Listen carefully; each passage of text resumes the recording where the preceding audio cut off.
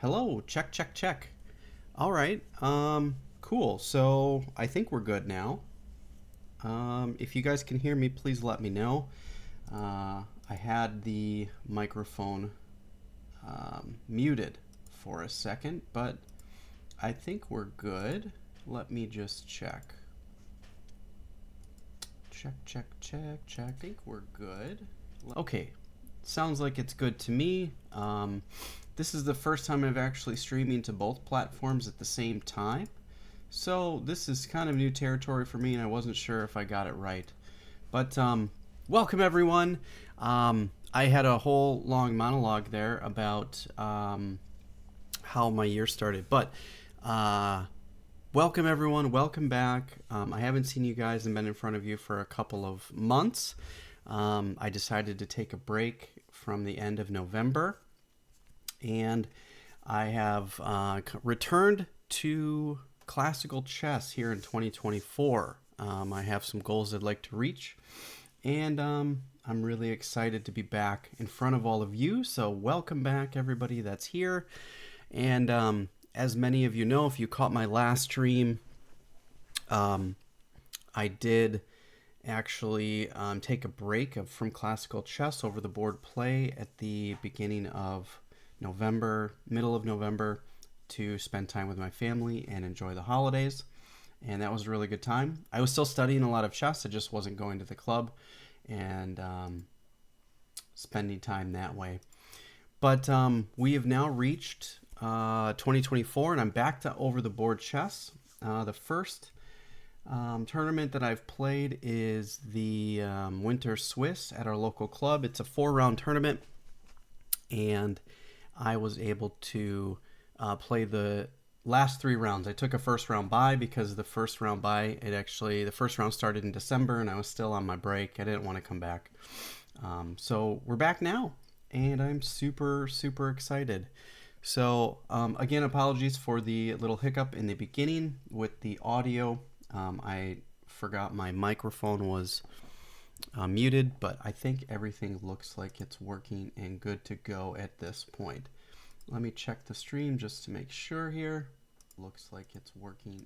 All looks good, and I believe chat is good. Hello, everyone. And it looks like it's posting to both YouTube and Twitch, so I'm excited about that. Technically, I did it all right, so I'm pleased with that. And it looks like I see it all in my platform here. So very cool. All right, so let's get started. And let's go to here so you guys can actually see everything. Okay, my first round was actually round 2 of the Winter Swiss. And I was a little bit nervous. I've decided that I'm changing up my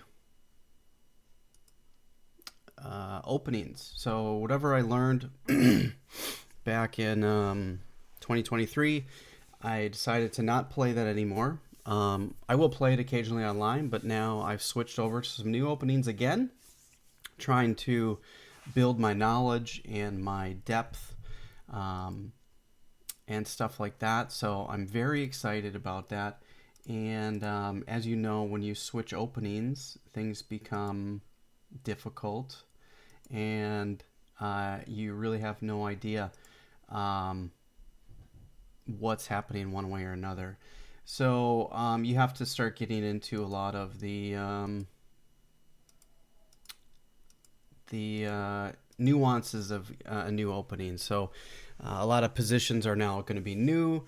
I'm going to be in a lot of unfamiliar territory, and if any of you have tried to change openings, you know what I'm talking about. For those of you that don't know, it can be a little jarring to make some changes to openings and then be met with a lot of positions that you're unfamiliar with and you don't really know, and it can be a tough time. So the only advice that I have to you, if you are starting a new opening, just be patient and try to learn it as best you can and play it as much as possible. The other nice thing that you can do when you start changes to new opening is go through a lot of Grandmaster games. Find your favorite Grandmasters or favorite top players and look for games that they played in those openings and just click through them quickly and go through them in repetition over and over.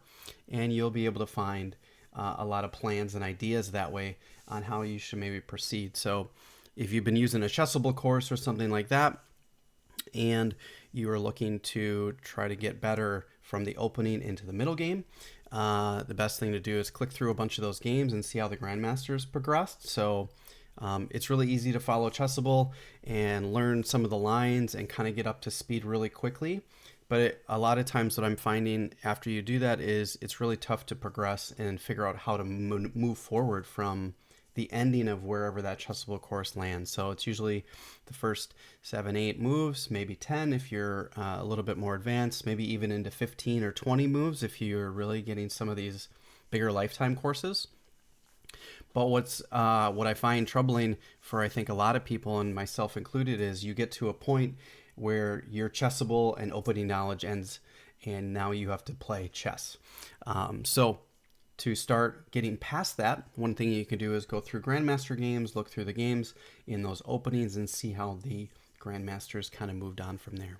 So I did a lot of that in November and December while I was off, and I felt semi-comfortable in the openings that I've decided to start playing for the year. And the openings that I am playing are going to be the ready. So as white, which we will see a white game today, I will be playing the ready. And then as black, I'm going to be playing the Pierts or the King's Indian Defense. Those are my 3 openings that I'm going to try to play for the year. And so if you want to prepare for me, by all means, go ahead. I actually challenge it because I guarantee that I'm probably outworking whoever's doing their opening prep. They're going to have a challenge because I get my lines as deep as I possibly can. And I do take examples from ChessBase and I do put them into some of my opening rep because I think some of those ideas are really valuable. So this will be the first over-the-board game that I've played in a King's Indian Defense. This is actually an English opening.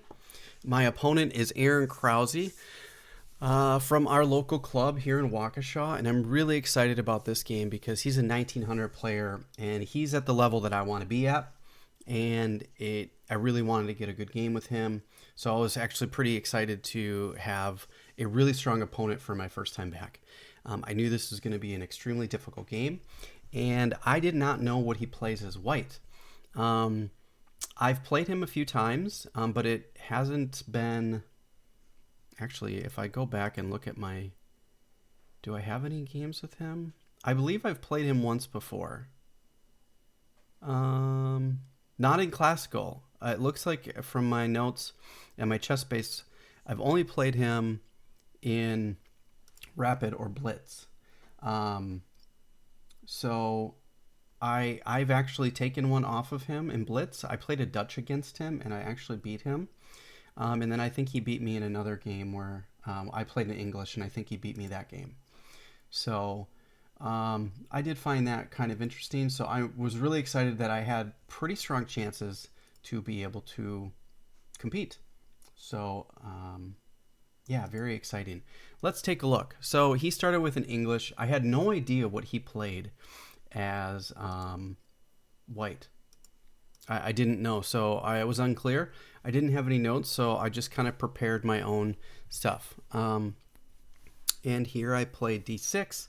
I am preparing for a King's Indian defense. At this point, I'm expecting d4, and he did play it, thankfully enough. So I feel a little bit comfortable. We're getting into some territory that I'm actually familiar with, which is nice.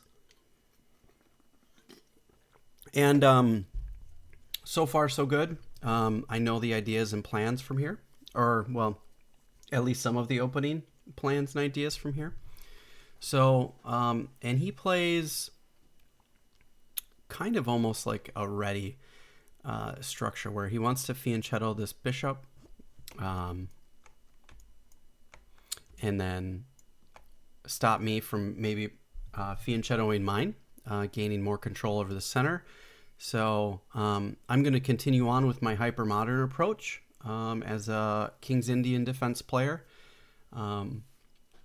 So I want to get castled, and then we're going to go from there. So he played bishop g2, I played bishop g7, just continuing development, and he played knight c3.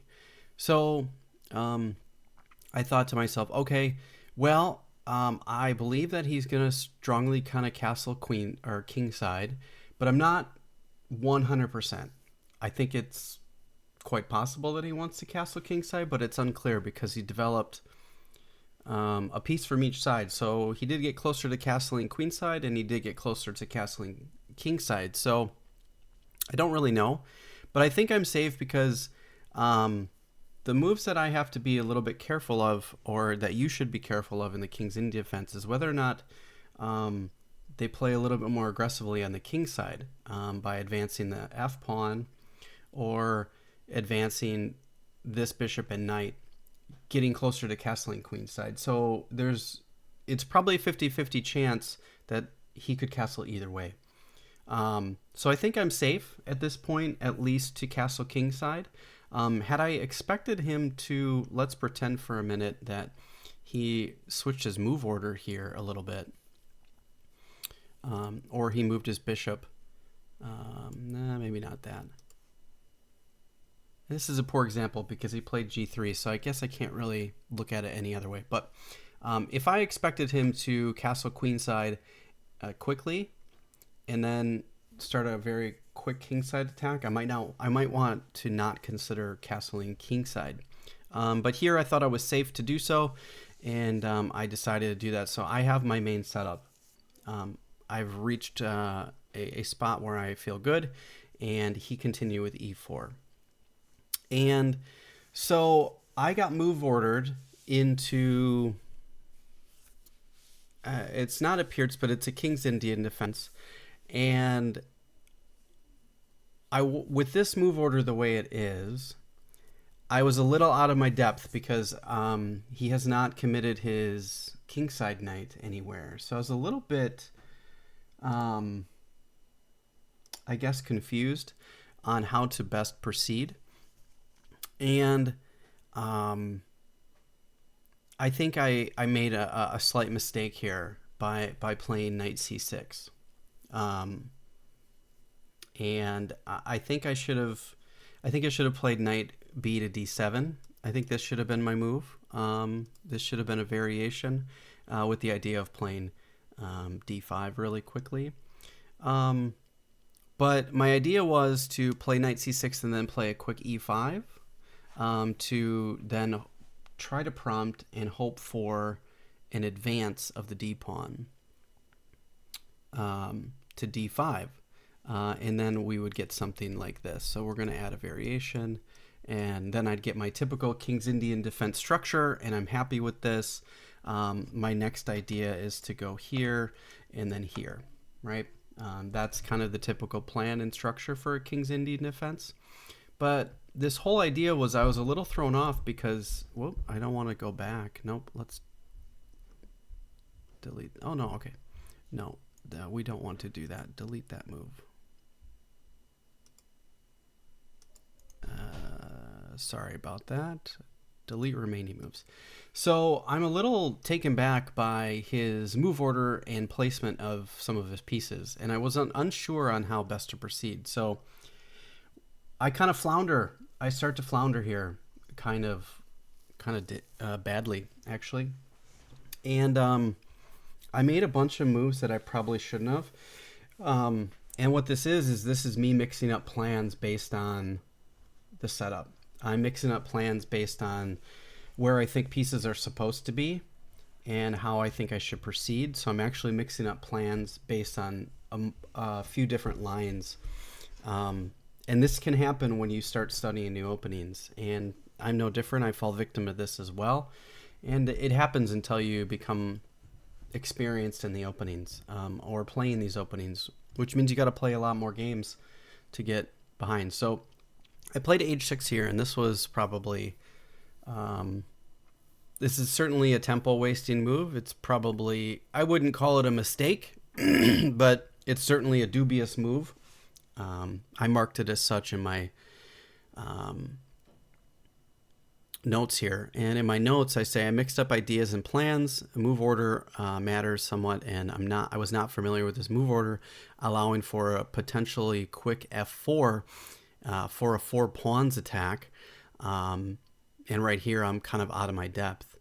And I played this h6 as a prophylactic move, kind of as a waiting move.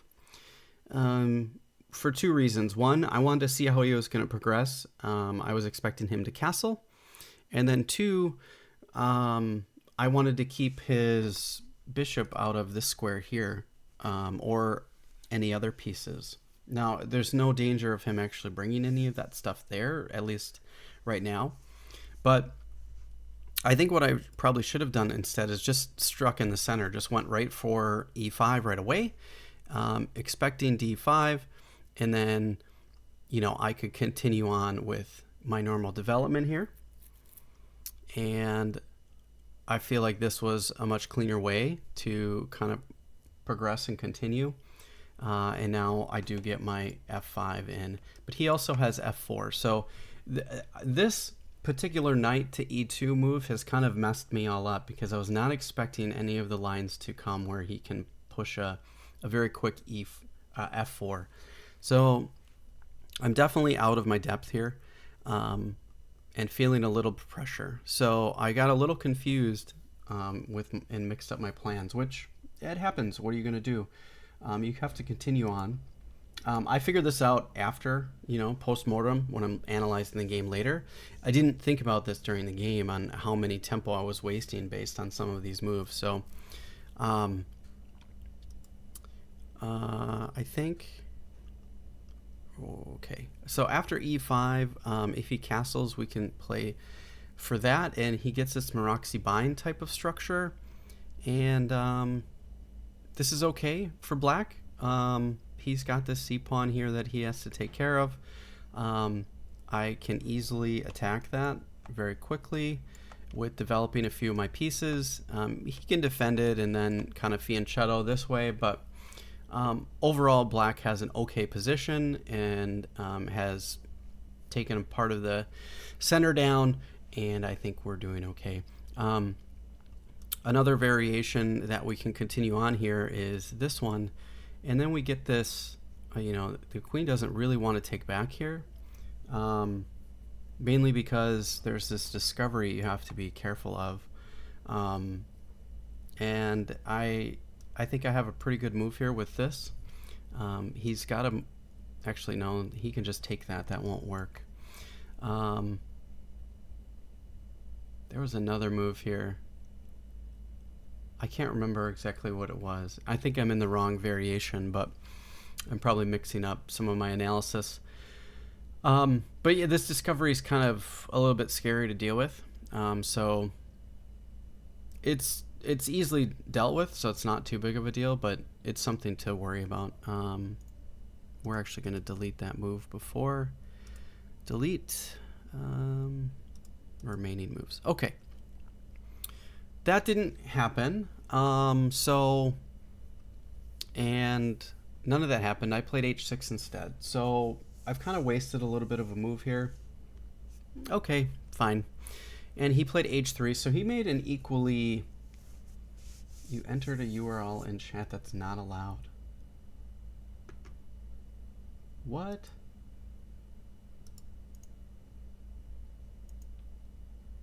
I'm gonna have to figure that out. Okay, so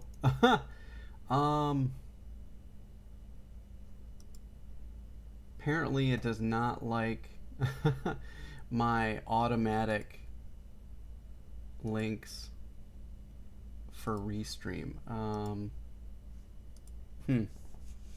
Maybe you guys can't. Are you guys able to type it all? I'm not sure that anything's actually coming through. I know some people are watching, so hello to everybody. I haven't seen any chat messages come through, so I'm kind of unclear. I guess I'm gonna have to turn off that bot because that's just pushing stuff that's not gonna really actually work. Okay, definitely some technical things I have to work through. Not sure exactly how that goes. We'll just continue on. That doesn't really matter at this point. So here I finally play e5. I get my move in, and he played d5 and knight e7. So I did get my moves in, thankfully enough, which is really great. What's interesting is it still shows, like in my chat, the stuff's there. I don't know if you guys see it from... Actually, let me check my restream and see. It shows there. Does it show on Twitch? Whoops. It looks like it does. Oh, it actually gets it. I see. So it's actually Twitch is the one that said no, you can't do this. Okay, interesting. It shows up on my on my stream because there's a link to it, but it didn't show up actually in the Twitch stream chat. I'm gonna have to solve that problem, but okay, very good. All right, so back to the game. I got my move in, and he continues development. He's really delaying this castling, which is kind of, I think part of this has really kind of thrown me off altogether. And I don't really know how to proceed. I know one of my ideas is to push f5, but I know that he can equally push f4, so I made another waiting move, and I probably shouldn't have. So now I've wasted a few moves trying to get my things in when I could have done it so much faster. Whereas here, I think I should just play knight e8, queen d2, and then king h7, and then I can play for f5 at this point. And I think I'm okay. I'm not doing amazing, but my d6 pawn could potentially be a problem if he castles queenside, because he'll have this rook here, and he'll have this battery, and it will be difficult to deal with. So that's something to consider. But I think we're doing okay. I played a5, which is another meaningless move. I shouldn't have played this because there's no reason to, not at least right now, because I can't get my knight to d5, so it kind of doesn't matter much. So he played queen d2, I played king h7, protecting my h6 pawn. So can you guys actually see that? Yeah, you can see it. There's just a little bit of a delay. So yeah, I kind of calculated this out, and then he castled kingside, and I thought, okay, so now, you know, we both kind of he's got this really nice strong center, and I have to figure out how to disrupt it. But I didn't think about that at all in the game. I'm still hung up on my own ideas and not. I'm still a little bit concerned with his. Whereas I should be really concerned with his plans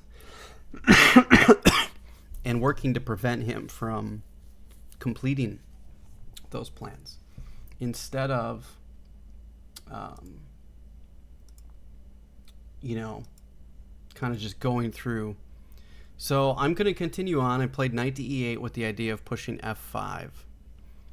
And maybe I should have played knight d7, f4, and then f6. Maybe not committing all the way to f5, and maybe I'm okay here. Because if he decides to do a move like this, I can lock up the center, and yeah, we can maybe do some trades and stuff like that. But then, I can always kind of circle my king around back to safety and then get control of that and then start playing on the queen side. I am a little jammed up here, so this is kind of a tough position to be in. But, I think we're okay. I think everything's all right. It's certainly... I've seen worse. I've seen better as well. But, how are we gonna proceed from here? Okay. Let's see. Nope. Chat settings.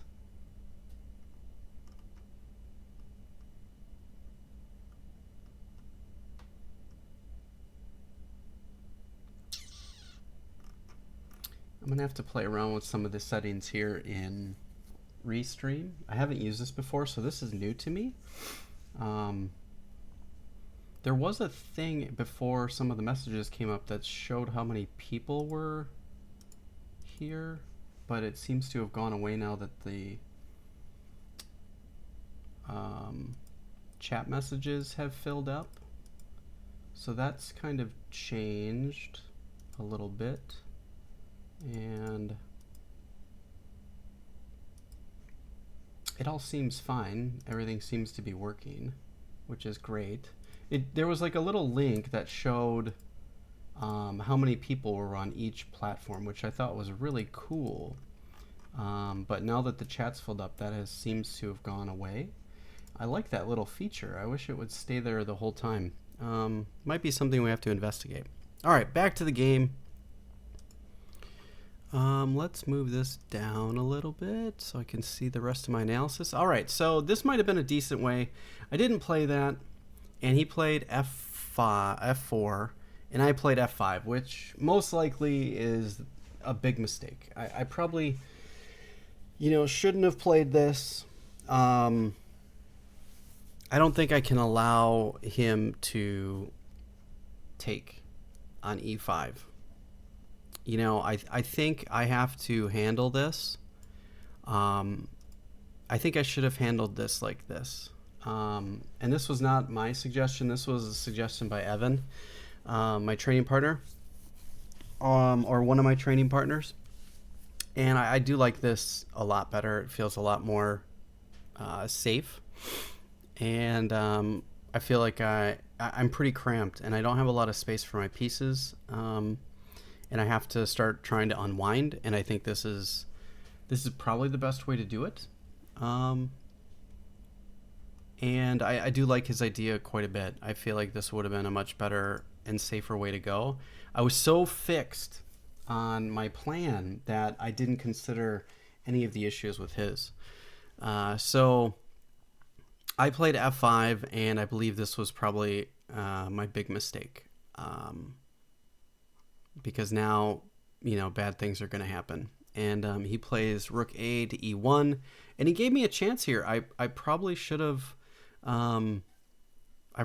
still taken here, new variation, and I think I still might be okay.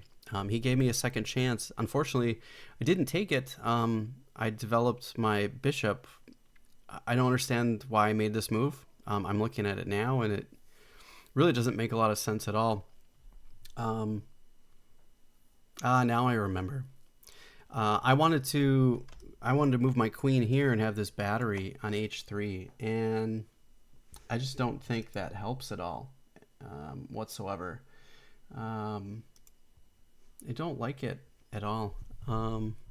Doesn't make a lot of sense. This is just I have some of these ideas that I've mixed up with. This is just lack of experience in the King's Indian defense. So I really played this quite poorly.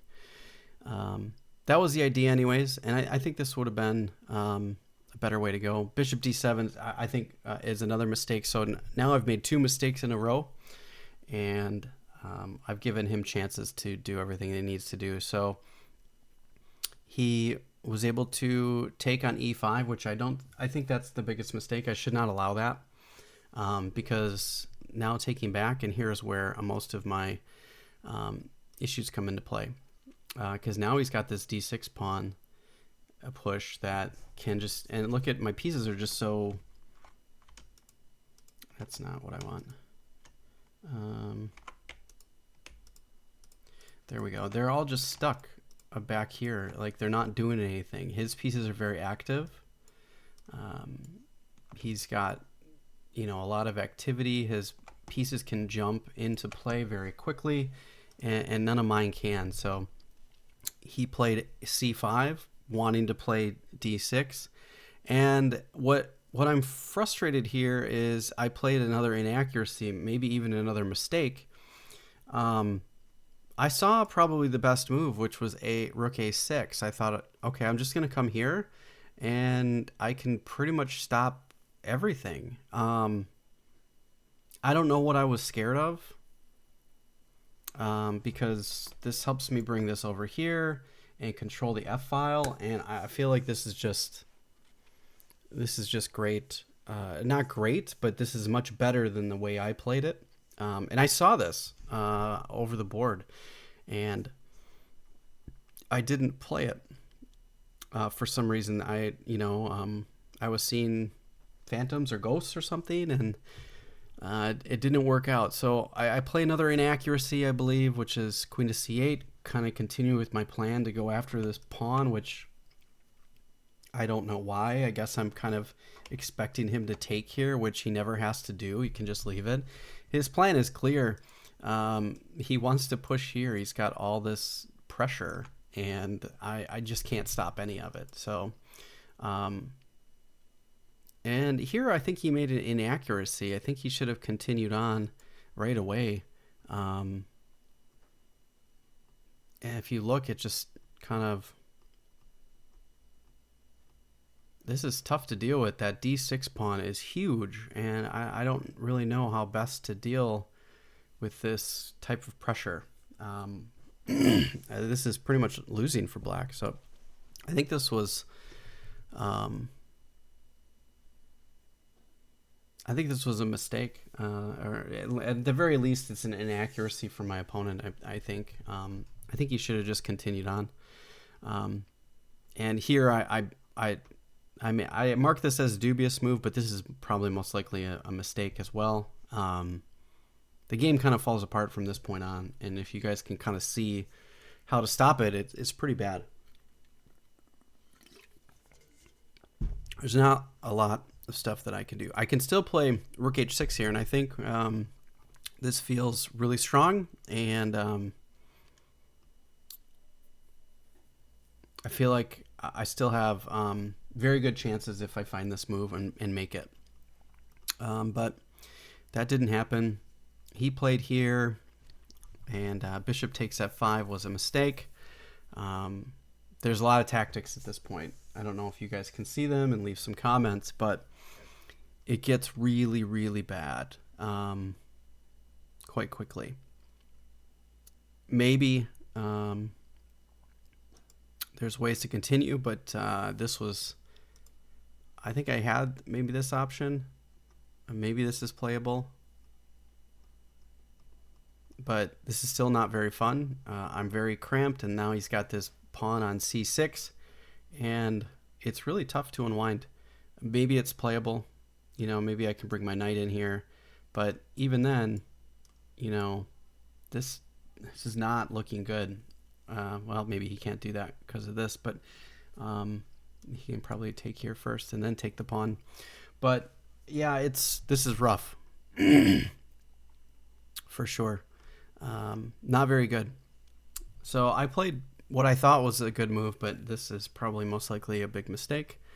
And he played d6. I think he should have played g4 right away. I think he made a mistake here. Not that it matters because his pressure is so great. I'm kind of stuck, and this is really difficult to deal with. And yeah, this pawn is just so devastating. Not much I can do about that. He exchanged some pawns, which I think was bad. I brought my knight to c6, and this was a blunder. And I think it probably would have been better to come to knight to g6 and try to deal with this pawn with this type of variation. And it's still very difficult. This pawn is just so strong. There's not a lot I can do about it. Rook f5, rook f5, and can you guys see and spot the move that my opponent played? And can you spot a better move?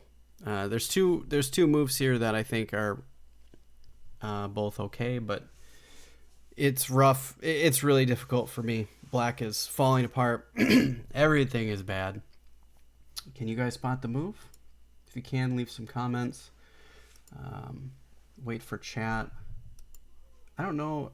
Has anybody made any chats in either YouTube or Twitch? If you can, please, that would be great, so I can see whether or not they're actually coming through on Restream or not.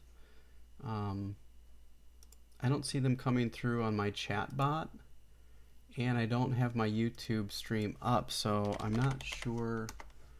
Maybe I can look at my live chat there and see. It's been a while since I've streamed to YouTube. I don't even remember where to go. That's certainly not it. Okay, let's go back to go live. Okay, it shows me live there. Start back. Okay. Yeah, allow. Something went wrong. Okay, that's fun. Can you just take me here? I don't want the opening. It shows my stream going, but there's a thing coming up that I can't get past, unfortunately, because it wants to schedule a stream. That's lame. Okay, I guess we'll just continue on. I'm expecting that the chat's working and just people are quiet, but can't really tell. Oh, there we go. I see. So there's some things. There's some people here. Hi, and I'm just lurking. Thank you. Okay, perfect. Thank you. I appreciate. I just wanted to make sure that the messages were coming up. So I do have a message from people on YouTube, and I do have messages from people on Twitch. So I know it's working. I just wasn't sure because I hadn't seen any messages. So people are quiet and just listening. That's cool. Thank you for appeasing my curiosity. Very much so. Okay, we'll continue on. All right, so have you had a chance to check it out? Have you figured out what the moves are? This is the move my opponent made, which pins this rook to my king, which is an extremely critical square. There's actually a better move, I think. Not sure if you guys found it, but d7 looks to be very, very difficult to deal with. I'm losing... yeah, I think he should have played this way. And I found this move... We talked about this in postmortem, but I don't think it really matters. I think it's all bad. Yeah, I'm down a piece and I can't continue. So even with bishop e4, this is still rough. I think we talked about this move as variation. Actually, is that the move that I saw? Yeah. This was a variation that we both considered. That pin's still there, and it's still difficult to deal with. But there was a variation here that seems to work out in my favor. That we found. No, even then, I'm gonna lose that piece. So yeah, there was one that we found during postmortem, and I couldn't find it, but yeah, d7's actually pretty rough to deal with. So after bishop e4, I came up with this move. Probably still losing. This is so tough, and he played d7 now, and I thought, okay, nope, that's not it. I don't have a variation here. There was, no matter what, I think I'm in a rough spot, because I'm going to lose that rook, which is okay. Let's say I go here, do variation in here, and let's take I've got 3 minor pieces, he's got 4. I'm down a minor piece, and he's got this very, very tough pawn. If I take here, that's like the worst thing. That's a major blunder. And now I've got this fork, and I just can't deal with any of that. So I took here, but I saw this variation, but I did not see the critical variation, which is another step further.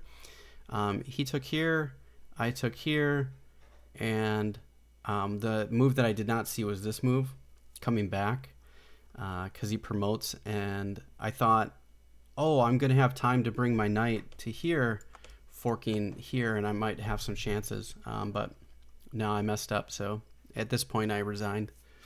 And that was the end. Really tough first game, but I believe it all came down to just lack of plans, lack of experience in the opening, and yeah, it was a rough game. So kudos to my opponent, Aaron Krause. I guarantee when we meet again that this sort of thing won't happen again, because I'll have much more experience under my belt. So it's great to see him back to the club. He'd been away for 6 to 8 months or whatever, so he's back, and I look forward to playing him again. So I'm really excited. He's such a great opponent, and he plays really interesting chess. So I'm really excited to learn and become stronger by playing Aaron. So thanks to Aaron. This was a really fun game. I did enjoy this game quite a bit.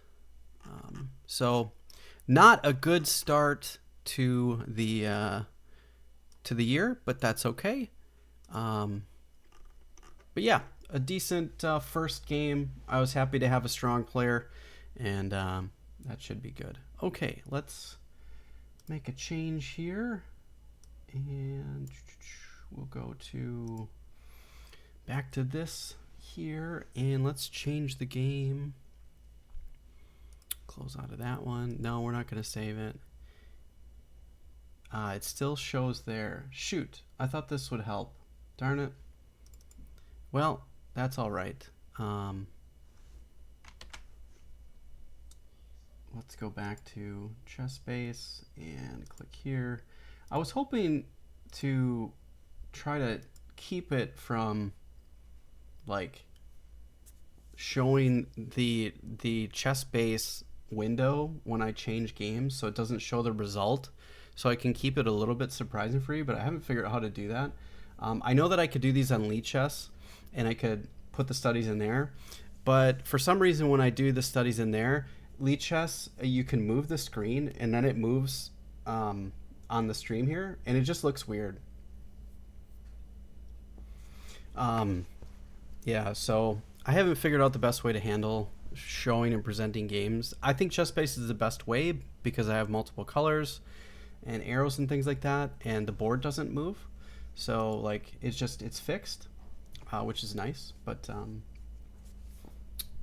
In the King's Indian, you either win or you lose in empathetic fashion. Yeah, and that's why I decided to play it. Um, I, I set a rule for myself this year: no draws.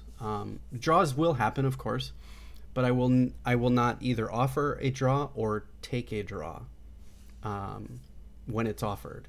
I am playing for a result, no matter what this year. There was a number of times last year where I got into an end game or near an end game, and my opponent would offer a draw.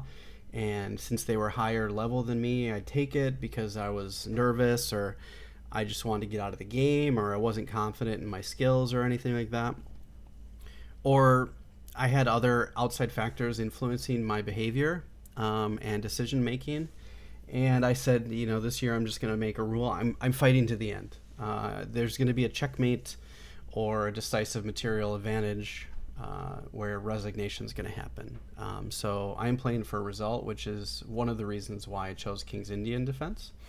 The other reason is it can become very extremely sharp and tactical, which is where a majority of my deficiencies in my game are. So I chose that as a very aggressive opening, and I'm going to play it as such.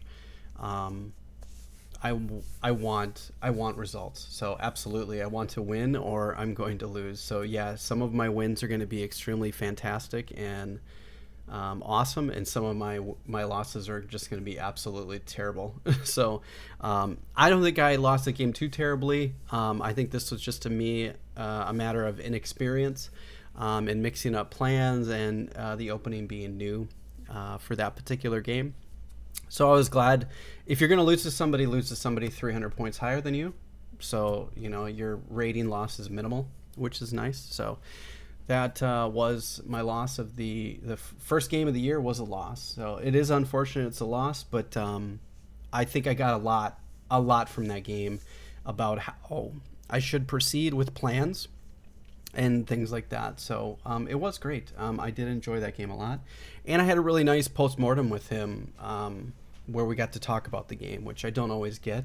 That's part of my favorite part of the game is talking about it afterwards and coming up with ideas. What were you thinking? I want to know about their thinking and what kind of plans and ideas they had and what they were thinking about.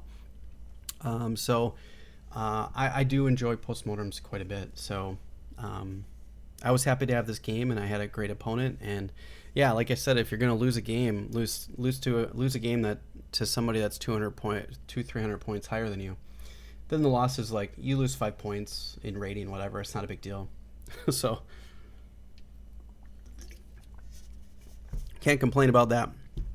All right, game number 2 of the season of the year, and then this will be game number 9 of the Road to Class A, I believe. I'm probably going to lose track of that at some point, but right now I got it in my head. So welcome, friends. Thanks for watching. I appreciate you guys coming. Here's another game in my Road to Class A series. I do appreciate you guys watching these. Do leave comments down below. Did you see any lines in this game that we're going to go through that you thought were interesting or critical? Leave your ideas and comments down below. Like and share. It does help me out quite a bit. As always, it shows me that you like this kind of material and you want to see more.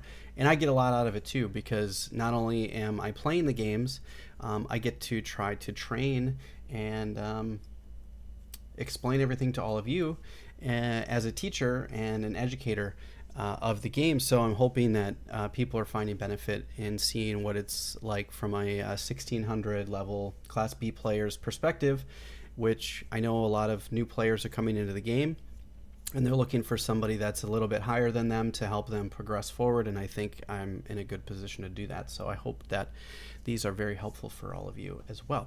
All right, let's get into the game. I was really excited for this game. I got to play a new player to the club. His name was Ben Kearns.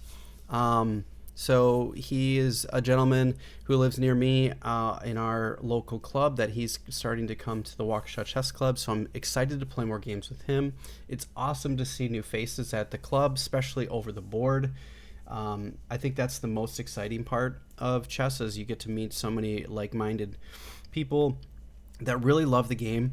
And he primarily played online, and now he's getting into over the board. and I was excited to be one of his first players that he got to play. So, or near the front. I know that another one of my training partners got to play him at the Christmas party, so I had a little bit of information about him, but I went into this game completely blind for the most part. But the rating list said he was about 1,400 roughly. I think he told me he was about 1,700 lead chess, so definitely no slouch. Definitely somebody that knows how to play the game and can come up with some really good ideas, and somebody that you have to really kind of be careful of. All right, so as I mentioned in my last video and last live stream, I decided that I'm going to play the ready.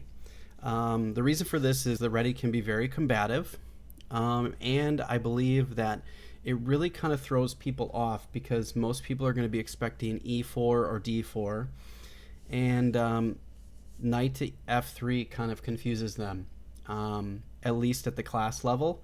As I get closer to 2000, I'm sure that will be less of an issue.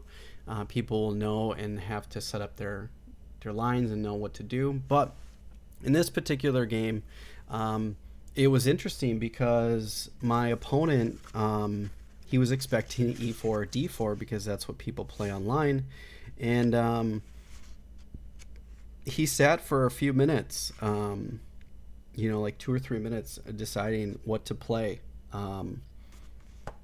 when he started, because he even admitted to me, he's like, I didn't expect a ready, and he's like, you guys at the club here play all kinds of different stuff, so it's something I'm going to have to get used to. I said, yeah, everybody tries to confuse everybody by getting everybody out of book, because chessable is such a big deal. So I was happy to have my plan worked.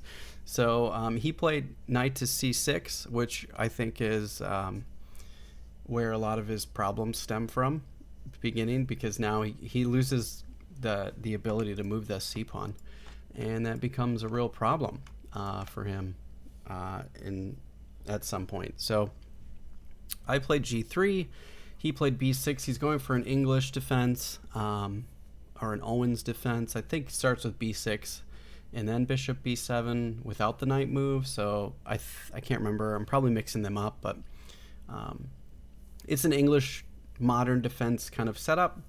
So hyper modern. I am familiar with this particular setup because I used to play it. Not so much with the knight. I just know that the knight move there at the beginning is not ideal because it blocks the c pawn. So I know that this is just better for white. So I'm going to continue on, and he played e6. I got my super castle as Nate Solon coined it. I do like it. So at this point now, I'm trying to decide how best I want to proceed. I haven't gone through the whole ready course that Nate Solon has, so I'm unfamiliar. This is unfamiliar territory for me. I do know the themes and ideas, and I have went over a lot of games in the ready to see how other grandmasters proceed. And I thought, well, he wants to play.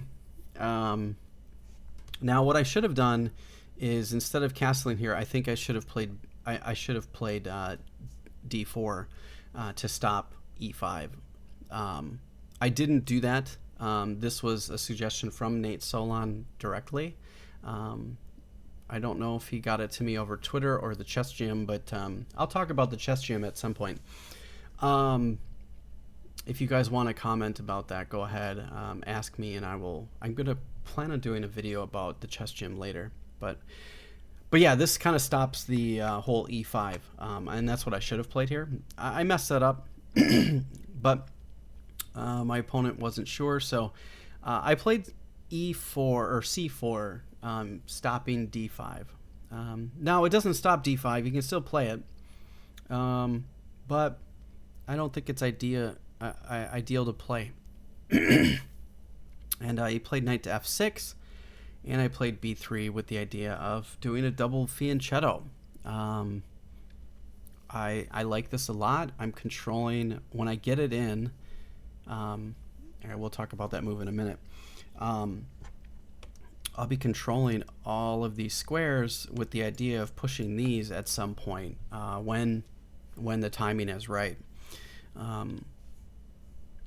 Yeah, I like this idea. And he played a very dubious and interesting move here. I think this is his first real mistake. I didn't mark it as such in my analysis. I should have, but this is definitely a mistake.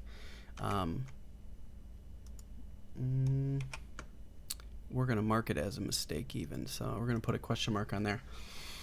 But yeah, it totally blocks up his center, and he can't do anything. So I continued my plan. I probably should have just played d4 here and went just to gain full control of the center. But he played queen to e7, and so now I'm kind of wondering which way is he going to castle.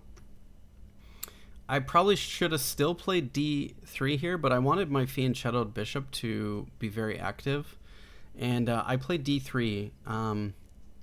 Opening principle wise, I should have just played d4, and then just kind of continued development, and then try to gain a huge center. My idea was to play for e5 or e4 and then e5 because these are forkable pieces, right? So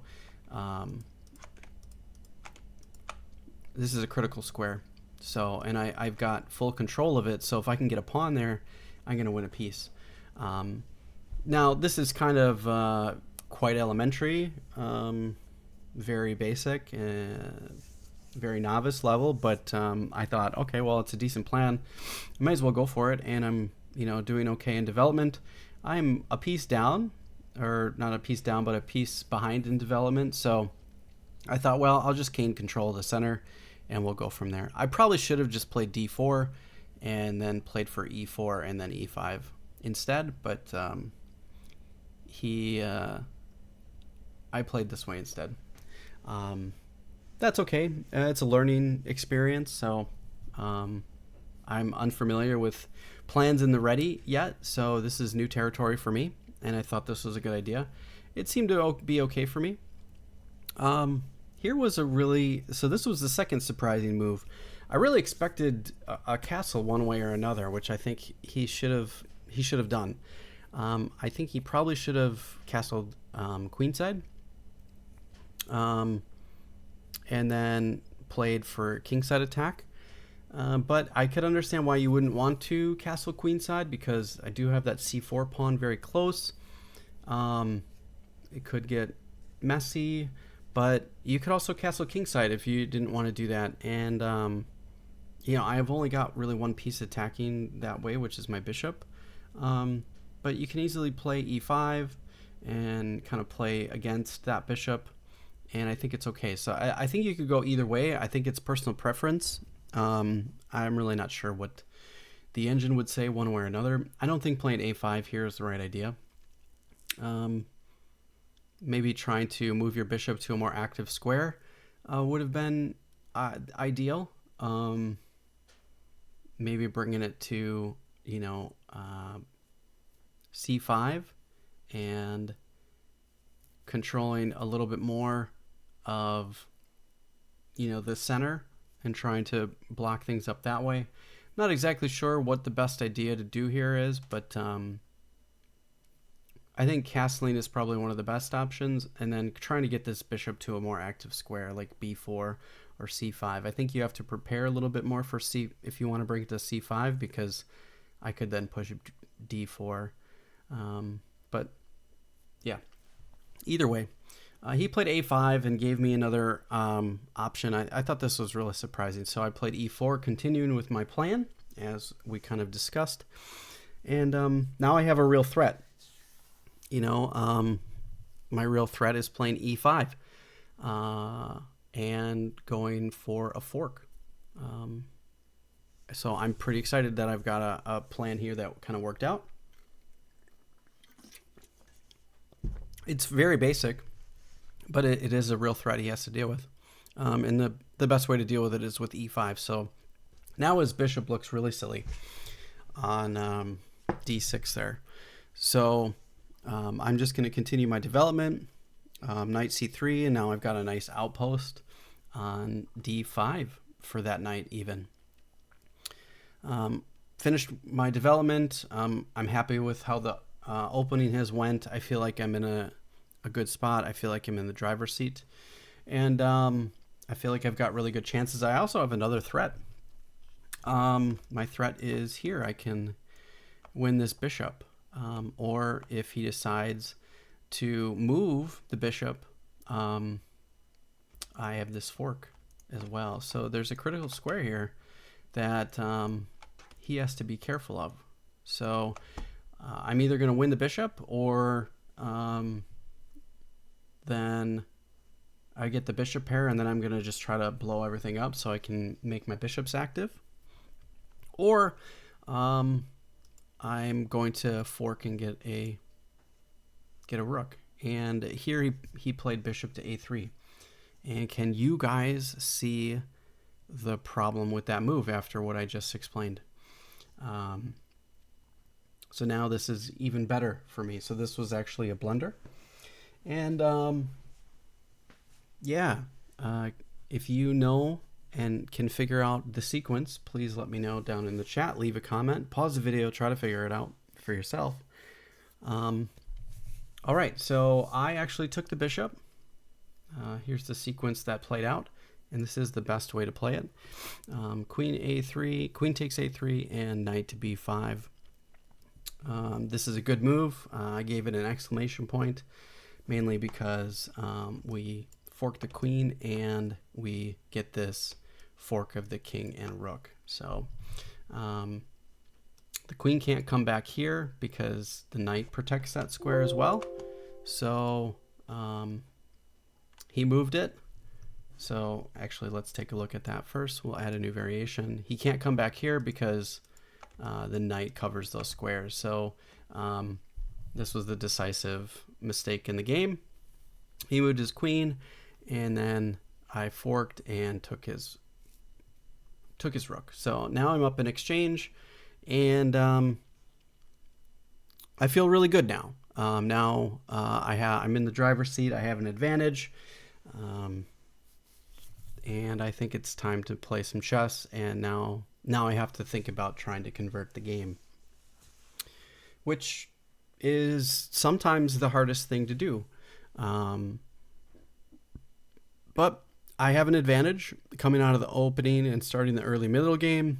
So I'm really happy. I'm really pleased. So now I have to try to come up with a really good plan on how to continue. Now, one of the plans to continue was, that is one of them. I thought about trying to trade off the queens, but I thought the knights coming in here,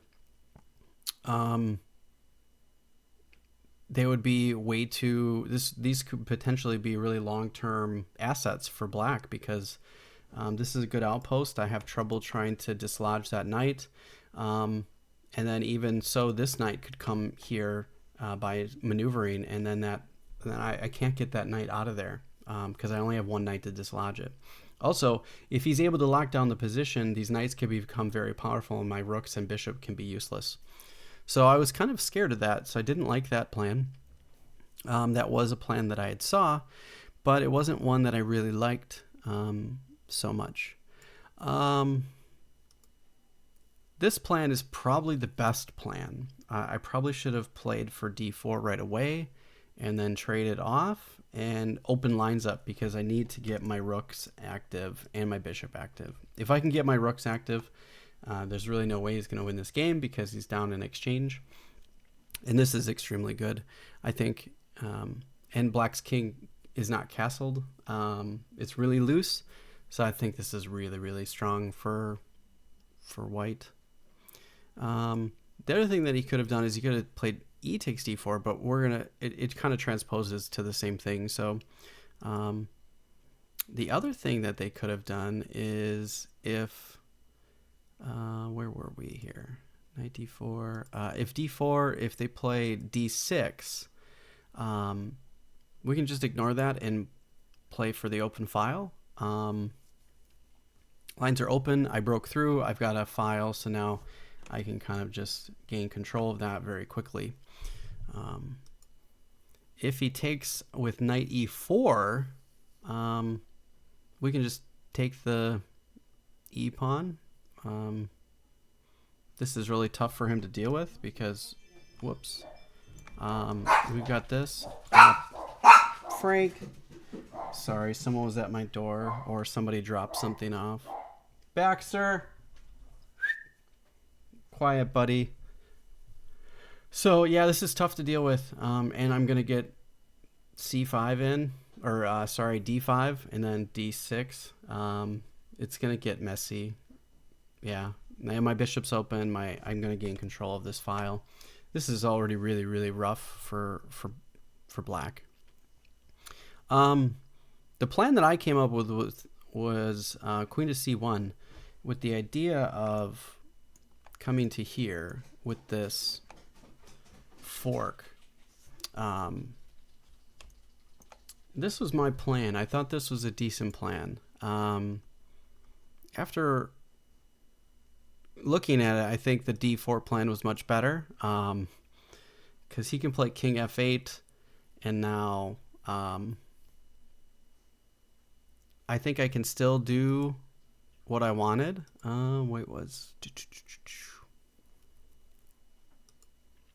Sorry, I lost my spot.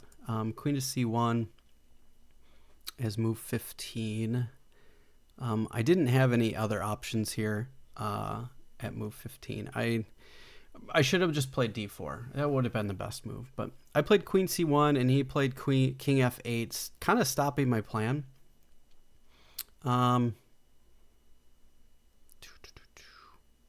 I think I played queen to e3, and I think I still probably could have played this move with the idea of winning this pawn here.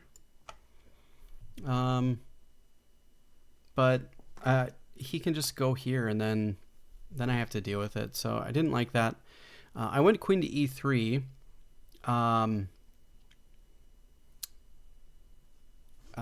With the idea of maybe hoping to trade off queens, and then I thought, well, maybe that's not good because then he gets this center pawn, and this is good here too. So I was like, this was probably a mistake. What I should have maybe done here is went knight h4 and kind of continued this way.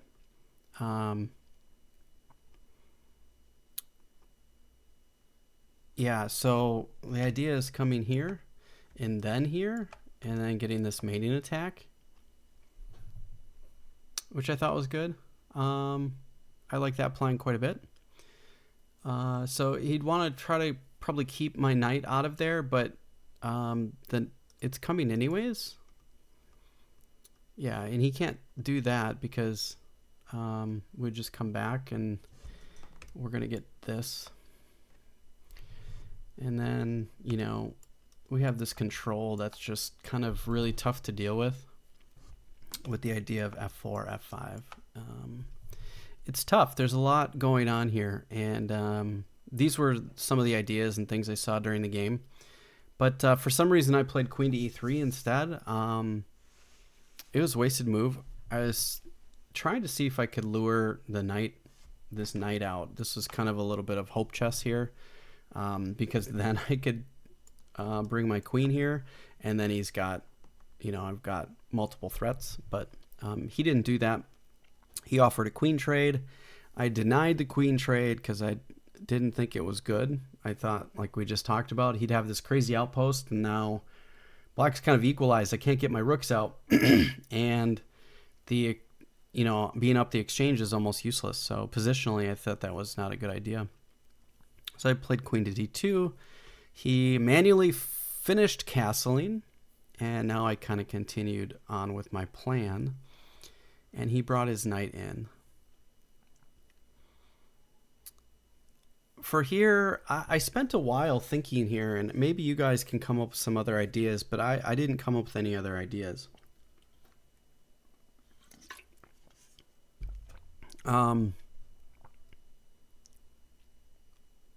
this is one idea that I came up with, was just to keep the knight from any types of discovered attacks or checks.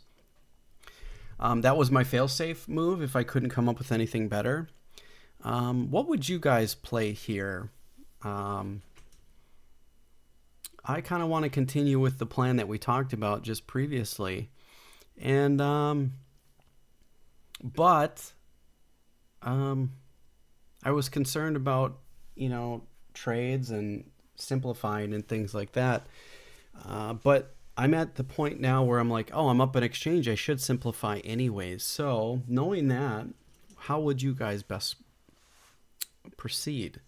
Maybe you guys can come up with some lines, leave some comments. If you're watching this as a video in the live stream, go ahead and make some comments. Yeah, King H1 is a good idea. With the idea of F4, I like that idea a lot, actually. King H1, and depending on what black would do, maybe they're trying to solidify their center, then playing F4. Yeah, this is a pretty decent idea. I like this idea. It also helps us build more of a kingside attack and going after the king. So yeah, this is not bad. It also gives us the ability to blow up the center, but we have to be a little careful as not to allow him to trade on this particular square, E5, because then if his rook can get active against our backward pawn. So we have to be careful, but you're right. We definitely have to get our bishop into the mix, because right now our light squares are just stifling our bishop's progress. So you're definitely right about the light squares. So light squares have to be taken care of. So the move that I came up with was knight to F5. I said, well, okay, I'm just going to continue with my plan. Okay, let's go for a mate threat. And if he decides to take, which is what happened in the game, I'm just going to take it. And now I've solved my light squared bishop problem. Okay, whoopsies. It's open. But most certainly what's going to happen is it's going to trade off, which is exactly what happened. And now I've got two rooks and a queen against a rook, a knight, and a queen. And I've actually made some simplification. To me, I feel like this is a good way to go. And this was the critical position I had to think about whether or not I wanted to have all the way from back here. And I ultimately decided after, I believe, 5 minutes. What move is this? This is move 19. Move 19. Yeah, I spent 5 minutes here deciding whether or not I can do this and determining whether or not I like this position or if it's playable. And I ultimately decided that it was. So I went for it, and this is actually what played out during the game. And I'm up in exchange, and the best plan forward here is to limit his knight activity and open lines. And how do we best accomplish that? So it's my opponent's move right now, and he played H6. He kept me from coming into G5 with my queen, but I have no intentions of pushing like that. So to me, that was kind of a wasted move. And even if I do move there, big deal. I mean, what does it achieve? It achieves nothing because I don't have any other pieces to pile up on this yet. I have to maneuver a lot of pieces to get over there. So whatever kingside attack or mating attack might have been there, it's gone at this point. So now we have to start thinking about endgame play, and now it's about maneuvering pieces, opening lines so I can get my rooks active, and limiting the scope of this knight positionally. At least that's what's in my brain. So he stopped me from coming into G5. To me, I think that's kind of a wasted move. I think he needs to kind of consolidate, and maybe this is kind of a waiting, consolidating move, trying to see what I'm doing. So here I'm just going to move my rooks to the center. He got his queen a little bit more active. I'm limiting his knight from coming into, excuse me, into g4. So now that knight has no squares, it can only move backwards. So I'm good with that. If it moves to h4, it's on, or h5, it's on the rim, so it's not doing much there. So I'm okay with all of that, but keeping it out of this square was critical. He brings his knight or his rook in, and I finally. Oh, thanks, Harry. I appreciate it. Thanks for coming by and hanging out. So here, I offered my first queen trade. He was smart to probably deny it, and he had to come back because if he comes here, I'm going to take it, and that's fine. Now we're okay, and I'm going to try to blow up. We're going to go here and here, or here, here, here, here. We're just going to move forward and be okay. So he didn't do that, though. The other thing I could do is just consolidate. And now, yeah, if he gets his knight here, it's kind of tough to deal with, but I'm not too worried about that.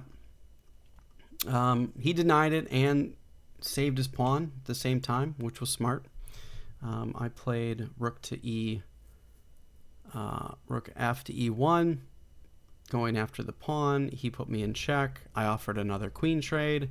I probably should have just moved my king back to g1. I didn't consider this. I wanted to trade queens off, but I probably should have just moved my king back and left this going right here, and then with the idea of pushing this pawn later. But I offered queen trades, and here's my third queen trade offer. And here I think I gave him a psychological issue to deal with, because I made it seem as though I'm willing to draw by repetition. And he went for this same thing again, and I said, and then I made the move f3 and said, no draws here.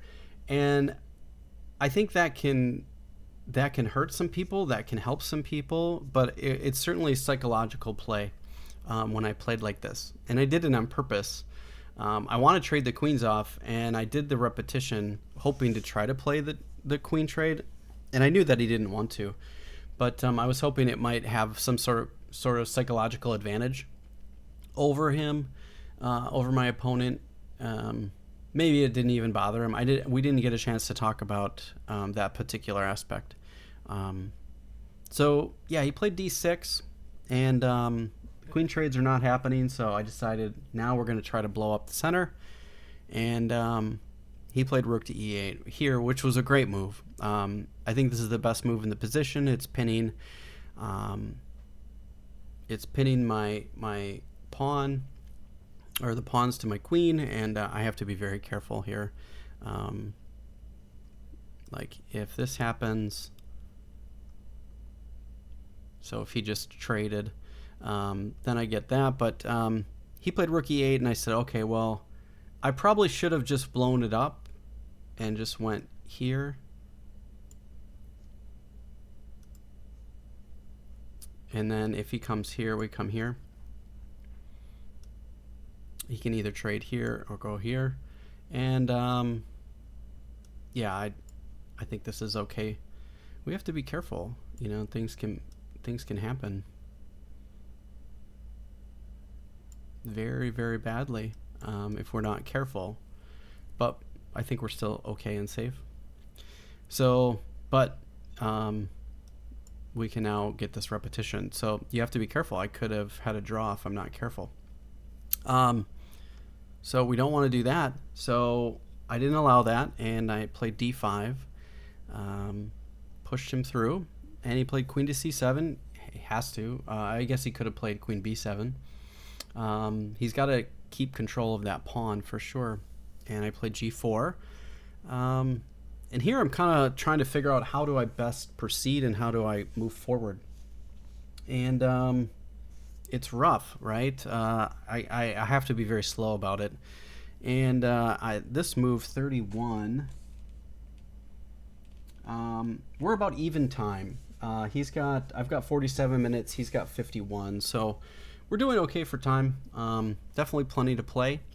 And I came up with my secondary plan of trying to push on the king side. He moved his knight away, coming, and he's going to bring his knight into c5. But it's kind of almost useless there.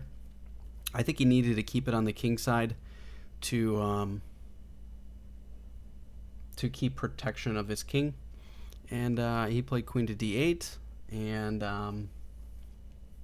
I played g5. One of the things I think we should have done is just opened it up right away. And if he comes here, we get this, and it's a tough time for black. So I didn't do that. I played g5. I think I was a little overzealous here. And even here, I think I probably should have taken this. Because either way, I'm going to be able to get my rooks over. I'm not sure exactly. I took here and then pushed here. I sacrificed 2 pawns. I think I had to be very careful. And it's to note, black has if white can make a very big mistake here, we have to be very careful. And I knew about this because I ran into this issue at the Waukesha Memorial in 2023. In one of my games, I made this move, which was really bad. Queen g6 is a blunder, and can you see why? Pause the video, try to figure it out for yourself, and then leave a comment. Let me know what the best move for black is on move 38. Say move 38, and then say the move and double exclam, and boom, we have a winning position for black. So I have to be careful. Let me know what the move is.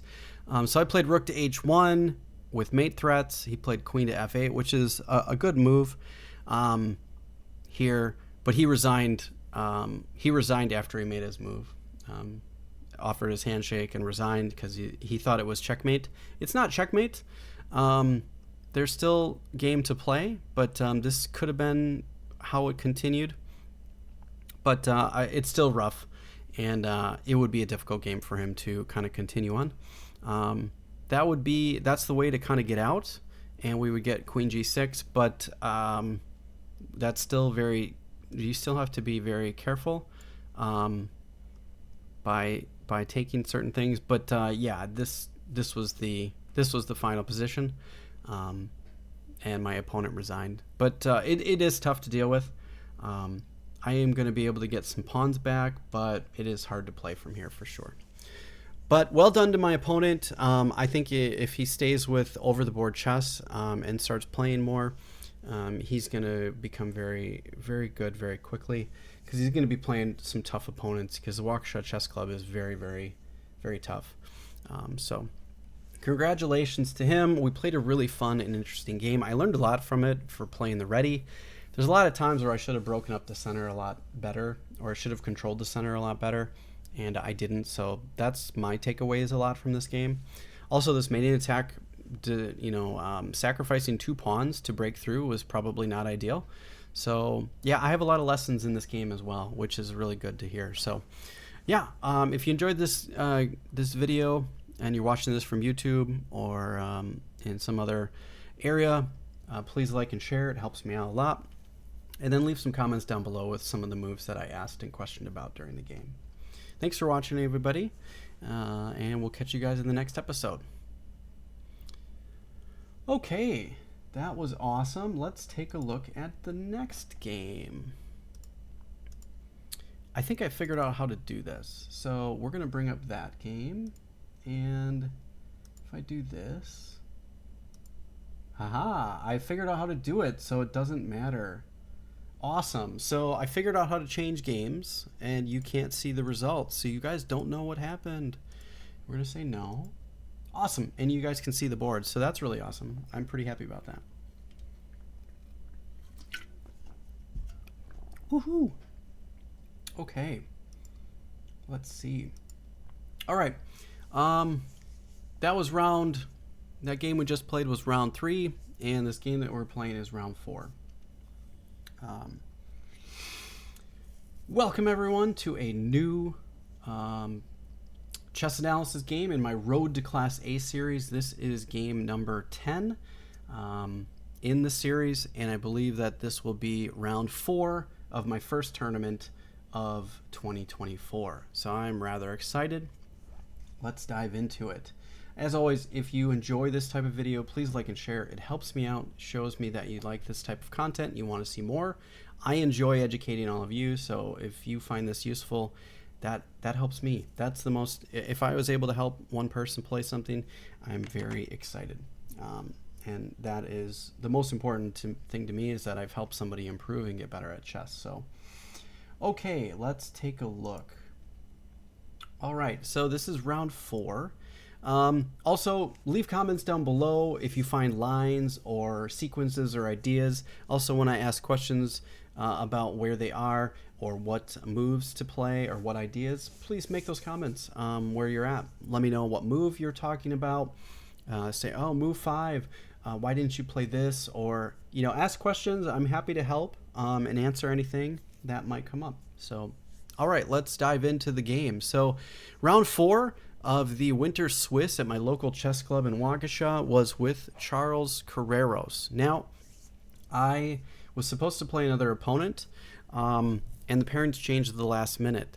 And so I was supposed to have white, and so I studied ready opening all week, and I did no study on my prep for black because I was expecting to play white.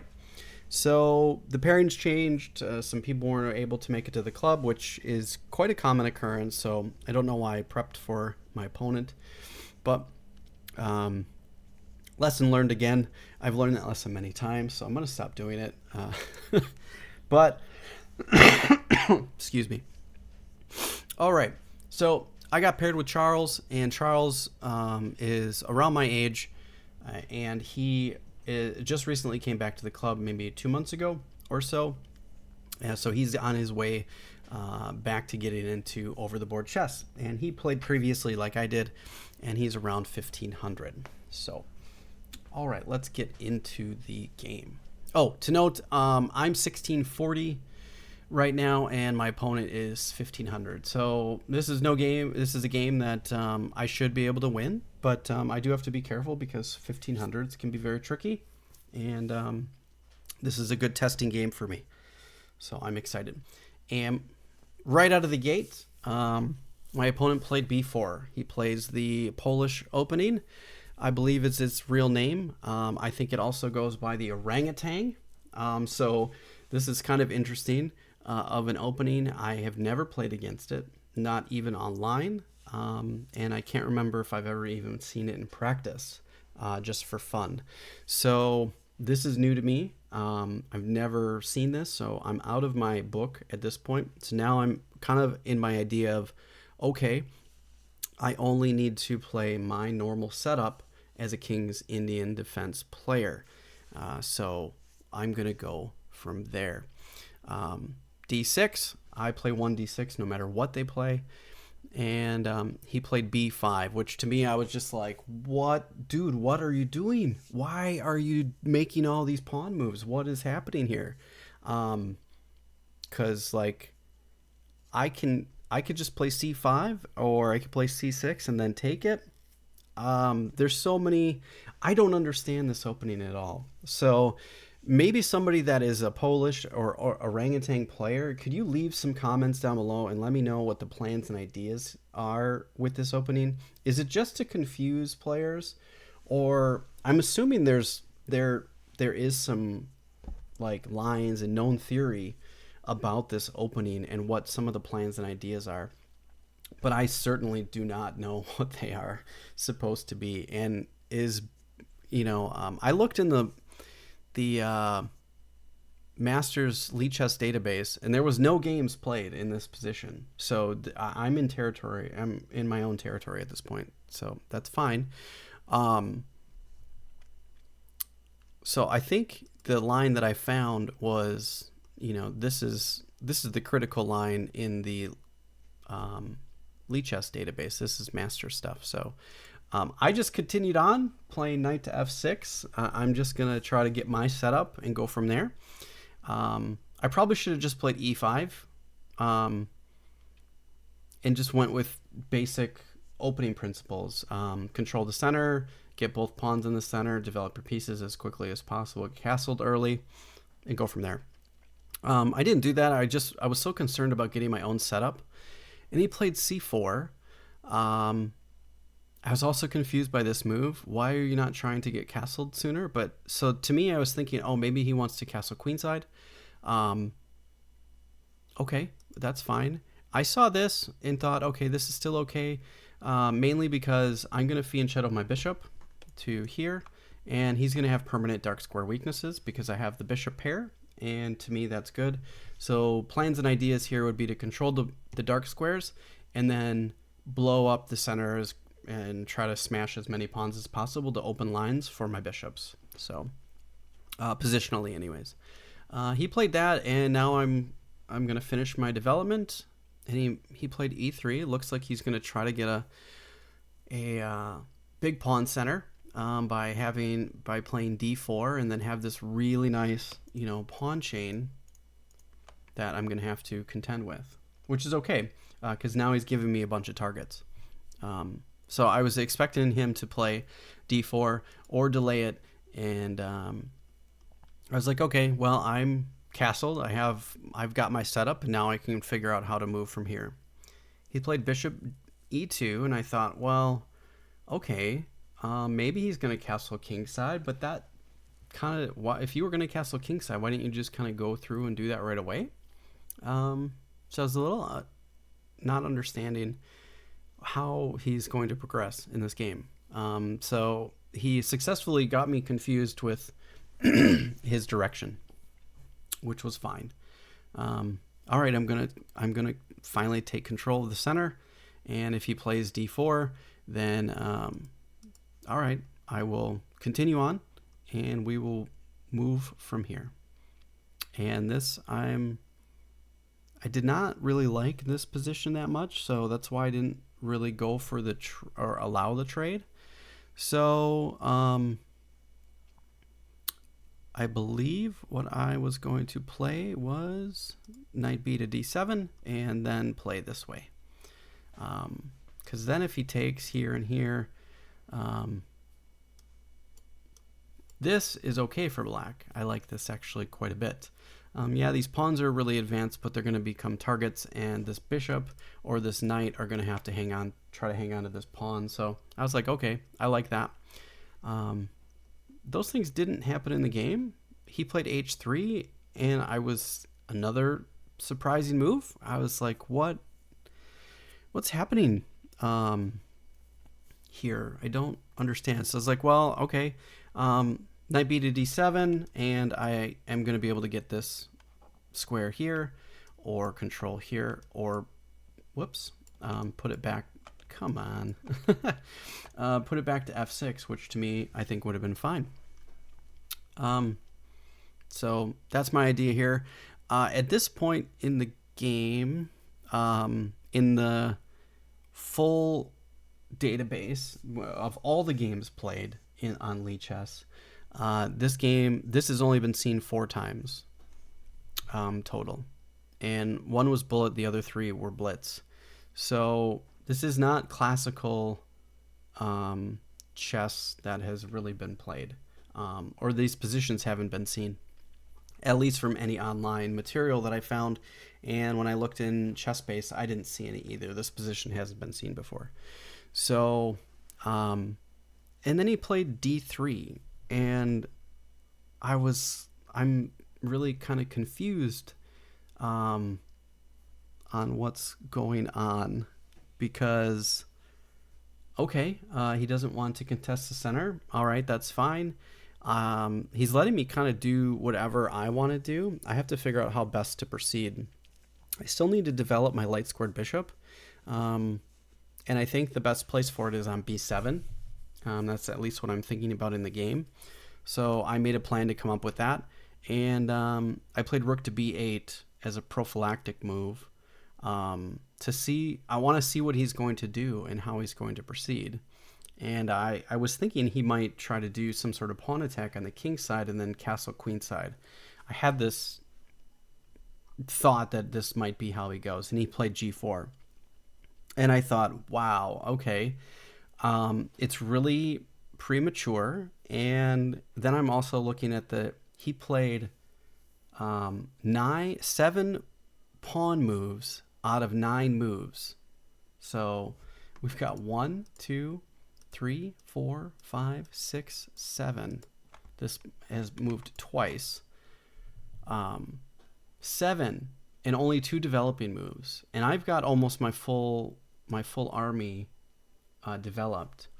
So he's been making a lot of pawn moves, and I kind of picked up on this right away, and I said, well, I think he's expecting, black to maybe dictate the play, or he mentioned to me after, he's like, yeah, I wanted to attack you on the king side, and he's like, I don't think my attack worked. And I asked him, I'm like, well, why did you think it was going to work? He said he didn't think it was going to, he didn't think he could be fast enough. And I said, well, at this position on move 9, I've got 3, maybe 4 pieces protecting my king along with all my pawns, and you only are attacking with these 2 pawns. Yeah, these are back here, but they're not really attacking. They're pointing towards h5, so they're not really in the attack. This rook might be in the attack, so in order to have a successful attack, you need to have at least 2 more pieces. Sorry, let me change those. At least 2 more pieces than I have defending. And right now I've got 4 pieces, maybe 5 if you count my rook, and you've only got 1. So if you're going to go through our pawn storm, you're going to need to castle, get both your knights over here, and then get your rooks behind. And then you can come castle or come attack me. But right now, just lashing out with pawns isn't going to work. And he's like, yeah, I just don't think it was fast enough. So I told him, I'm like, you made a lot of pawn moves, and I think that's where you ran into problems. I think you needed to get castled earlier and then get your pieces and move towards the queen side. Like, if you follow the pawn structure, my pawn structure points this way, so I should be playing on the king side. His pawn structure points this way, so he should be playing on the queen side. So if you're unclear on where you should be playing and what side of the board, just go to whichever way your pawns are pointing. That's the way. It's an arrow. It says go that way, go that way. Look at where you have all this space. You have all these, white has all these squares over here to play with. So you want to try to break through on the H file or the C file. And then green, I want to start playing over here. So if you look at chess that way, you can go through and figure out how best to play. So my opponent from here played G5. So now he's played another pawn move. We're on move 10, and he's played 8 pawn moves out of 10. That's crazy. So I said, okay, well, I'm going to move back. He's got to protect that pawn because now I'm attacking it with my queen. And now I'm kind of unsure what white's going to do, because is he just going to try to break through with h5? He's not castled. His king is stuck in the center right now. He still has to develop a couple pieces before he can castle. Castling kingside seems a little bit shaky. I don't think you should do that. That would be kind of not good because all of my pieces are pointing that way. So the plan should be to castle queenside and kind of move that way quickly, or just stay in the center. So I'm kind of unsure how he's going to proceed. So I was like, well, I'm just going to continue with my development and gain control of the center a little bit more. And he played rook to h2. I think his best testing option should have been bishop to f3 to challenge my bishop, or at least break it off so I don't have more on the king side. But he didn't play that. But you have to be careful with this this variation here, because now you're attacking 2 pieces. So I don't know that he can maybe even play that. Maybe knight to f3 was probably the best option. Even then, I think that's really tough to do. But reason being, if we play this, then he has this. And I think we're doing okay. Actually, we're not, because we have this, and we attack 2 pieces at once. So that's bad. You can't do that. So you can't move anything. It's in a tough spot. So moving the rook is, maybe that is the best move. Yeah. Either way, it's really tough. So now I said it's time to, I've got my pieces where I want them. I always have f5 on deck. I want to get my bishops active. I want to blow up the center because he's not castled. So positionally, I'm safe. Even if he pushes h5, I'm safe. I can always take back with one of my pawns. And if he takes, I can take back here, and then I gain this big file. So any of those are fine. So I said, I'm going to open up with d5. I want to blow up the whole center and just get pawns going. And this was the first time I spent quite a while thinking. This was my first critical move of the game. Well, not critical, but this is the one I spent a bunch of time on, d5, which was move 12. Yeah, I spent 5 minutes on this move, trying to figure out if I should play d5 or e5 or e4 or c5 or c6, or, you know, I had all these ideas in my head. But ultimately, I thought this was best because I can always move my knight to here. And then control more of the center. So I thought this was really good. Also gives me my other knight can come here. I like all these ideas. The other thing that I thought was interesting is I've used 25 minutes, and at this point in the game, my opponent has only used 7. We have 140 minutes.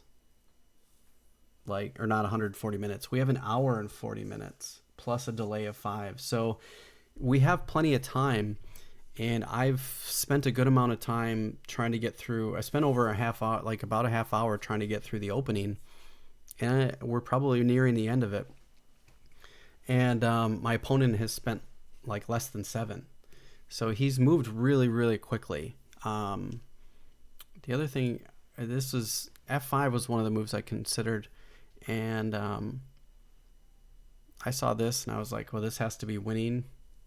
Thought this was fine. So I was okay with that. So I always had that move, but ultimately I thought this was a better move. Mainly because if f5 and he decides some sort of other pawn move, I felt like it might have a greater potential for getting locked. And then this becomes maybe stronger at some point when he's ready. So if this happened. Now, I'm okay with this at this point because no, I don't want to go forward. I want to change. Because now this is, things are going to get bad fast.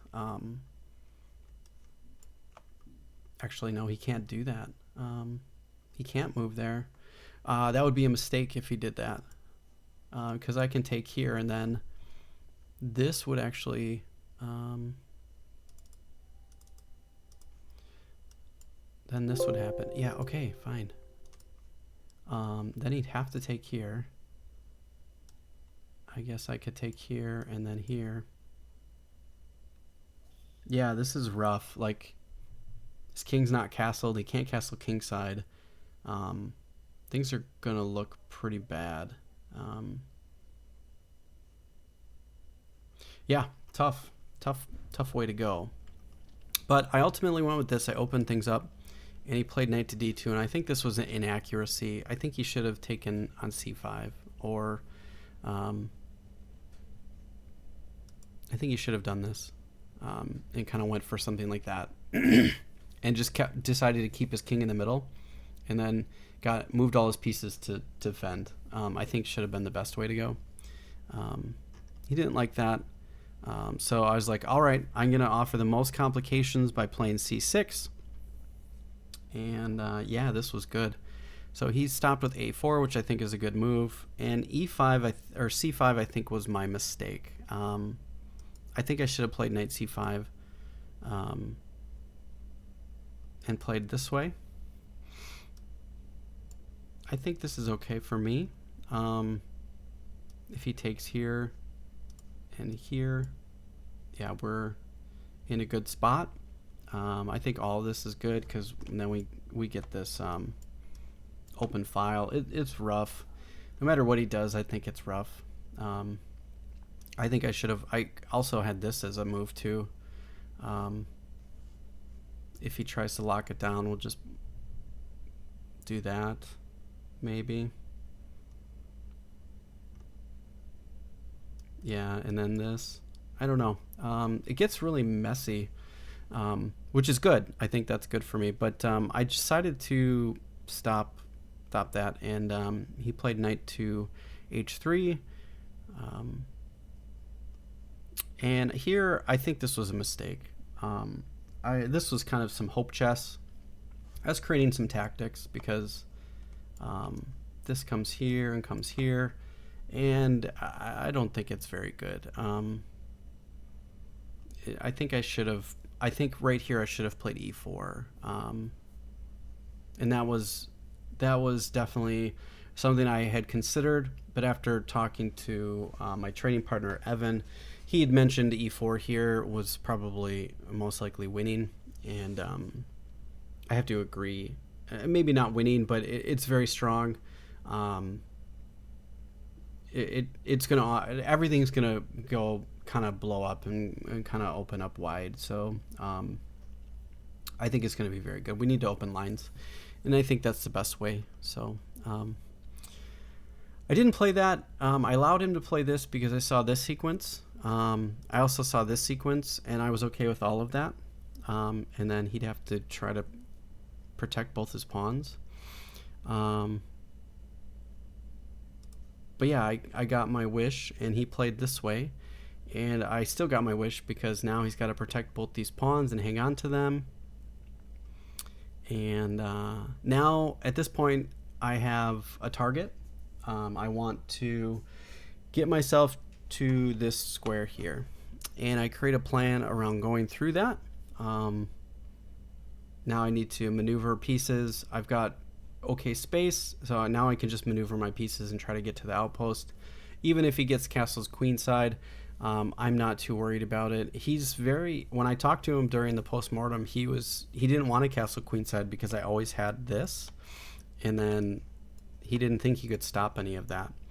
So he went through, and here I have to kind of be a little bit careful with that push. I thought, okay, well, I'm going to continue my plan.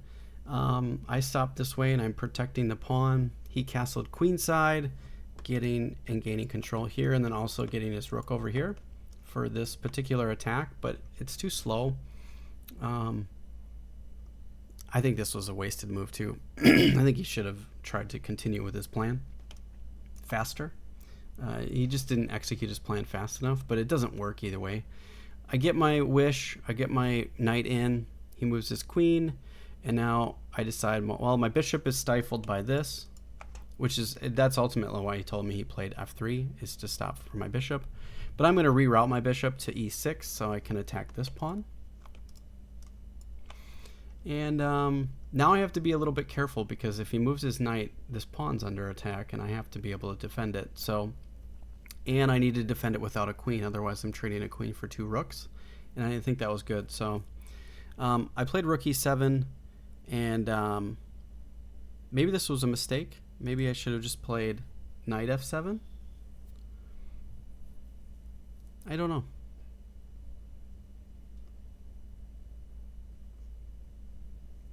I like the way I played it, but I feel like there might have been a better way to play it. And bishop to f1, bishop to e6, and I did calculate this from back here when he moved here. And I saw all of this, and it actually happened, which to me, I was pretty happy with my calculation in this particular instance. And I thought, well, if he decides to trade, I'm going to trade queens instead of trading his bishop and losing a tempo. So I got my queen to a better position while he did all the trading of the bishop. So I thought this was nice.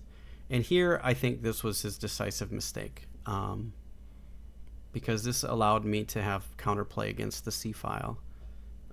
I don't think he can take that knight at all. I think he just has to be okay with it being there and deal with anything else. So if he doesn't take, my idea is to get my other knight right here to support it and then maybe jump in here. Those are my ideas. And then pile up on the D file with my rooks. So, whoops. Oh my goodness. Let's move all these lines. So we want to move this rook here, this rook here. We want to get this knight to here and then go from there. So those are the kind of ideas that we want. And I think this is positionally won for black at this point. So he takes, and I think this is just an actual critical mistake, because now he gives me some open lines, and now this pawn is extremely weak. He's stuck defending it with his queen and his knight, and I've got, whoops, wrong colors. I've got 2 pieces attacking. I'm going to get 3. I can get 4 very fast. So he has no way to really cover stopping me from getting that pawn. So he goes for it, and I decide to maneuver, and he stopped it. He's got 3 pieces on that piece. I've got 3 pieces on that piece. So this is the critical thing. I thought about just coming here and going after it, and I thought, well, his next move is going to be here, right? So I thought, well, I'm going to go a different route. I want to bring my knight here and then either here or here.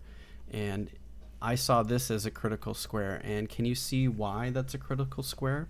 Leave some comments down below. Pause the video, try to figure it out. Why is the C5 square the critical square in the position? Pause the video, leave some comments, let me know down below. If you're on the stream, go ahead and mention why you think that's an actual good square and what's the significance of that square, if you know. All right, so I came here with the idea of bringing my knight to C5 or A5. So that's the answer. And if you can guess what's happened, the game ends very quickly. My opponent played rook to C1, and the game is pretty much over after the next move. Can you find the move? And if you commented from the last move before, you already know. And if you didn't and you didn't see it, here's the answer, and here's the game-winning move. Forking the king and the queen. And my opponent resigned here. Overall, I think it was a really great game. I enjoyed this game quite a bit. Unfortunately for my opponent, he kind of played into my style of chess. I don't think he really knew that he was playing into my style of chess. I like a slow maneuvering game. I like maneuvering my knights and moving pieces around and coming up with plans and ideas that are slow and very methodical. I like this play a lot, and this is the type of play that I thrive in. I do not thrive in tactical, sharp, open positions, so that's why I'm actually trying to play them. But my opponent actually played into something that I'm very strong in. I think I could have played this game a lot better than I did. So I'm a little rusty from being off for 6-8 weeks, but I think overall I'm pretty happy with my play of the game. Pretty decisive positional factors in this game. I think the key moments were that my opponent played a lot of pawn moves and did not really use his pieces to play that much. And we talked about it in post-mortem. He knew that this was a major blunder, and he realized it as soon as I made the move. He's like, oh, geez, I can't believe I missed that. So a rough day for him. I felt kind of bad, but it happens. But we had a really nice post-mortem, and it was really good. So, he's only back, 6-8 weeks, so he doesn't have a lot of time to study. So he definitely wants to study more, and I think when he does, he's going to ramp right back up to where he was. So yeah, overall, a great game, and I enjoyed this game quite a bit. So thanks to Charles. I ended up finishing my um, I ended up finishing my tournament. Actually, first of all, thanks for watching, everybody. I hope you enjoyed this video. If you did, please comment, like, share. It really helps me out. Shows me that you want to see more. And I do appreciate you guys all for watching. And stay tuned for the next few tournament games that'll be coming after I play my next tournament. Thank you very much. Okay, everyone. Yeah, I enjoyed this a lot. In this particular instance, I finished at 2.5 out of 4. Not bad. One of them's a first round bye, so I finished at a 2 out of 4, 2 out of 3. So I didn't play the first round, but it's counted in my results at least, but not during my rating. So, but it was a lot of fun. It was very good. So I can't complain for my first tournament. I was actually I was thinking the day before I had this game, my last final round, I was like, man, I've had a rough go. If I lose the last round, it's going to be a rough start to the season, which is fine. It happens. But overall, I'm pretty pleased with my play. I did a lot of study in my off time, and I think it was very good. A lot of tactical work. That's where my deficiencies are. But all right, so what time are we at? We are at 2 hours. So I'm going to take a small break. I'm going to go check on my kids, and then I will return. So I will see you guys in a little bit. Let's turn on some music. All right, I will be right back.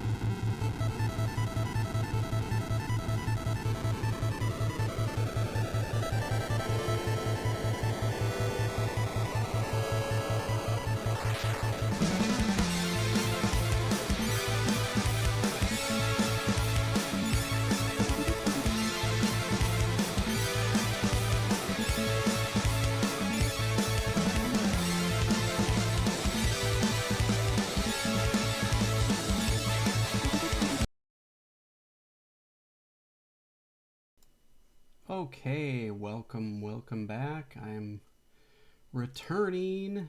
Okay, oh, we don't need chess base. I need elite chess. Okay. That's not what I needed. Bonk.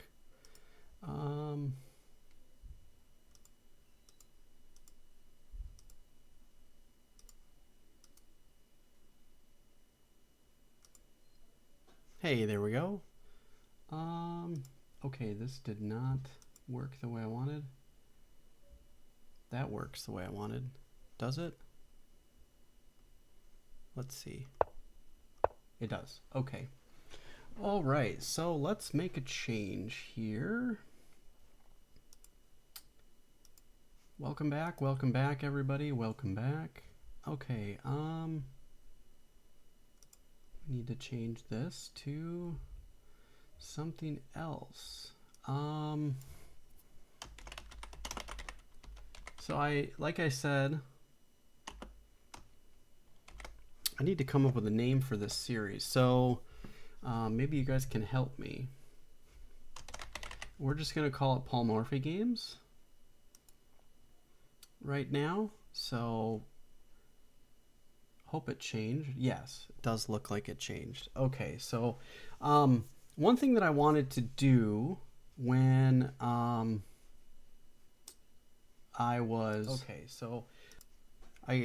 wanted to go over World Champion games, game collections. So one thing that I wanted to do, and I think I made a poll online, and people really enjoyed. The poll was something, actually, let me see. Let's see if I can find it. Let's change our look. Full screen. Okay, you can see what I'm doing. So let's see. Media. Is it under media? No, I don't think it's media. Posts. I posted a poll. I've done a lot of posting on Twitter, so I don't really know how best to find things on Twitter. I'm a Twitter novice. I'm not very good. I know how to share and promote things, but there was a poll that I had made. Let's go look for it. I can't remember its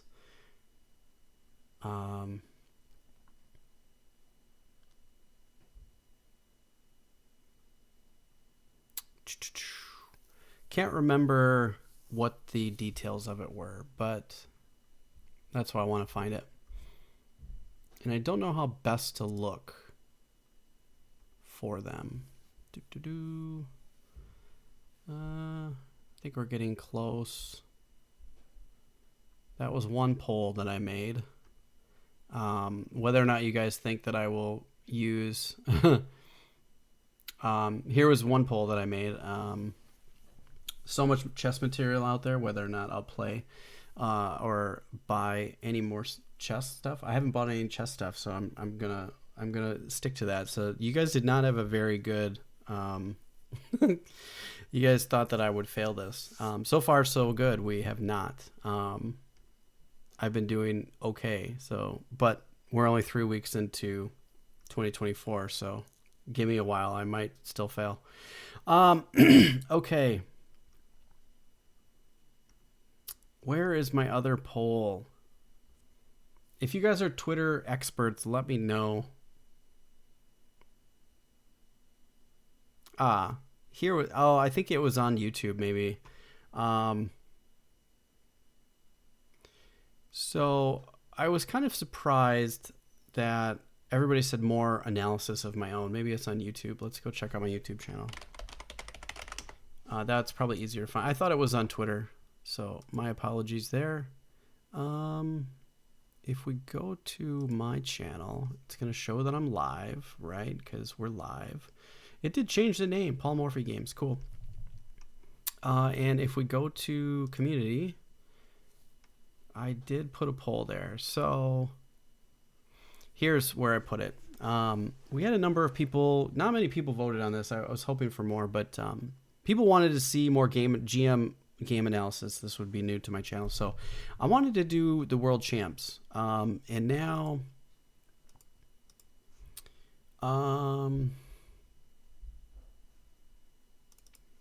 I created a list, which I got from Wikipedia, and this is actually the world champions and world chess champions, top players of the world.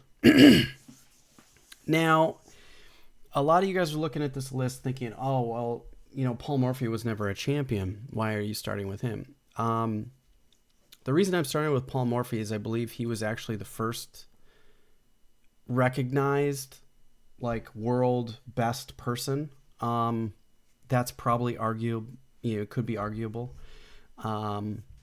Some might say it was Steinen, some might say it was somebody else, but here's the actual list.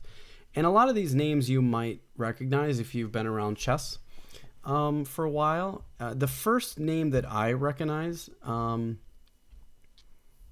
is the first one on the list. Actually, I recognize most of it. This one I do not. These two I do not recognize. These three I do not recognize. But most of the other ones I do. You should recognize some of these names. Lucina, the famous Lucina position. Damiano, the famous Damiano mate. Ruy Lopez. Everybody should know the Ruy Lopez, or at least have heard of it. So Philidor, Greco. There's a few on here that I don't know. Howard Staunton, Adolf Anderson, I know. But I think Paul Morphy was really recognized as the first person in chess that was just well above everybody else, that's why I'm starting with him. Now, we may look at some of these other ones, but I think we're going to go from Paul Morphy, and then we're going to start going into all the world champions. We may look at Zukertort as well, just because I think he probably has an interesting story, and he has tried to fight for the world championship a number of times. And there's been a lot of material on Zukertort, so we might look at Paul Morphy, then Zukertort, and then go into each world champion. And I'm going to start going through game collections. So this year, now I don't know how long game collections are going to last. I don't know if we're going to do 100 games, 50 games, 20 games. Depending on how popular or fun or enjoyable they are for everybody that wants to see them, or how well the videos do on YouTube or TikTok or Twitch or whatever. I might do 3 at a time, where we'll do Morphy, and then I'll do some from, Steinitz, and then Lasker and Capablanca. Or maybe we'll just go through, we'll do 10 of each. I don't exactly know how this scenario is going to go. I'm going to do 2 of Paul Morphy right now, and we're going to see how they go. And then we'll maybe jump into Steinitz. I have a book from Paul Morphy. Actually, I should just bring that up right here. Let's see. So I have, go to my Kindle library. I've got 2 books on Paul Morphy. Can you see them here? Yeah. So I've got Paul Morphy's Games of Chess. And then I have the Exploits Triumphs in Europe of Paul Morphy, Chess Champion. So I've got a number of games that I can go through for Paul Morphy, which I'm very excited about. So the first book that I'm going through was the Paul Morphy's Games of Chess. Now, as you can see, these are in descriptive notation. And if you haven't seen descriptive notation, this is going to look extremely foreign to you, but that's okay. I've converted all of it to algebraic notation. Not the whole book, but I've done the first 2 games so far. So since we're doing this today, I'm going to move this over. That should go away, and you should only see the chess champions at this point. It looks like, yes. Okay, perfect. And let's move this here so now I can see the chat and everything. Awesome. Okay, so very good. So yeah, let's get into the Paul Morphy games. So let's change this to chess puzzles. Now this game is, I should probably put text or something on the screen. I wasn't super prepared for this, but at least I have the game. and we can go through it. So that's really good. The only thing I don't like about Restream, it does show that there's 2 people connected or whatever, but it doesn't show me who. But this will show me who. No, it doesn't show me there either. Okay. All right, either way. I guess since we're here, maybe I just try to figure out. DN Shadow, hello, welcome. How are you? I'm just about to get started. So thanks for coming. All right. Welcome, everyone. This is a Paul Morphy game. Thanks for coming by. This is a new series to my channels where I'm going to be going over some great players of the past, mainly world champions. Now, I know that Paul Morphy was never a world champion, but we're starting with him because I believe he is one of the first recognized top players of the world. So let's get into one of his games. So this first game was played in, let's see, I have all the details here, which you guys can see. It was played in New York City at the American Chess Congress in 1857 on October 6th. So this game was played by Morphy and Thompson, who is the white player, and Morphy playing black. So let's dive in. So Thompson starts with e4, e5. We've got a Italian game, very interesting. Thompson elected to play the Italian game, and if I take a look at the Masters database, there has been many 20,000 games played here. So, or actually, let's go back. 35,000 games played here in the Masters database. Now, if you look at the full database, 189,000. So this is very well known. If I look at ChessBase, I'm sure ChessBase is also huge as well. But we're going to stick to the Masters games and see what we got. All right, we play Bishop c5, which is arguably the best move in the position. So White has a few options here. If they want to play aggressively, they can play b4 and play an Evans Gambit. If they want to play, they can play a little bit more sound with d3. So this might be a little bit more of a positional game. They're not attacking the center. They're not attacking any of Black's pieces. So they're playing for Piano Isimo. Oh, thanks for following, man. I appreciate it. Good to have you. Paul Morphy decides to respond with f6, or knight to f6, allowing for castling very quickly. So at this point, Thompson decided not to continue with castling, which is interesting. Opening principles tell us that we should castle quickly, and sometimes the masters of the great players of the past did not want to castle early. They didn't find it. They play around with move order, right? That's typically how a lot of people wanted to play. You see it nowadays too, but h6 is what Morphy played, keeping them out of the critical g5 square, so there's no pins on the knight. The other sequence could have been d6, g5, and h6, and then they can still hold this pin by coming back here, or they could come back and challenge this bishop, or they could just come back to d2. There's options. They can also peel off this knight and have a game like this.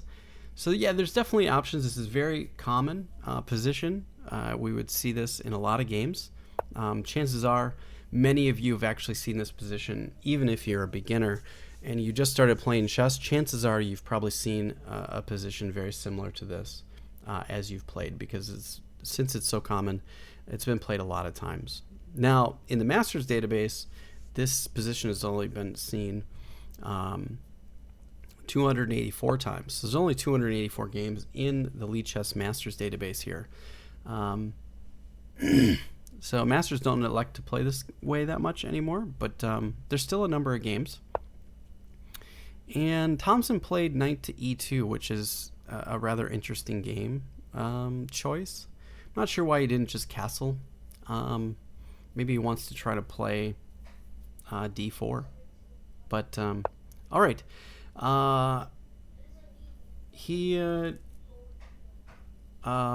Morphy decided to play d6. Here, the other move that you can try to play is d5 and play for the center.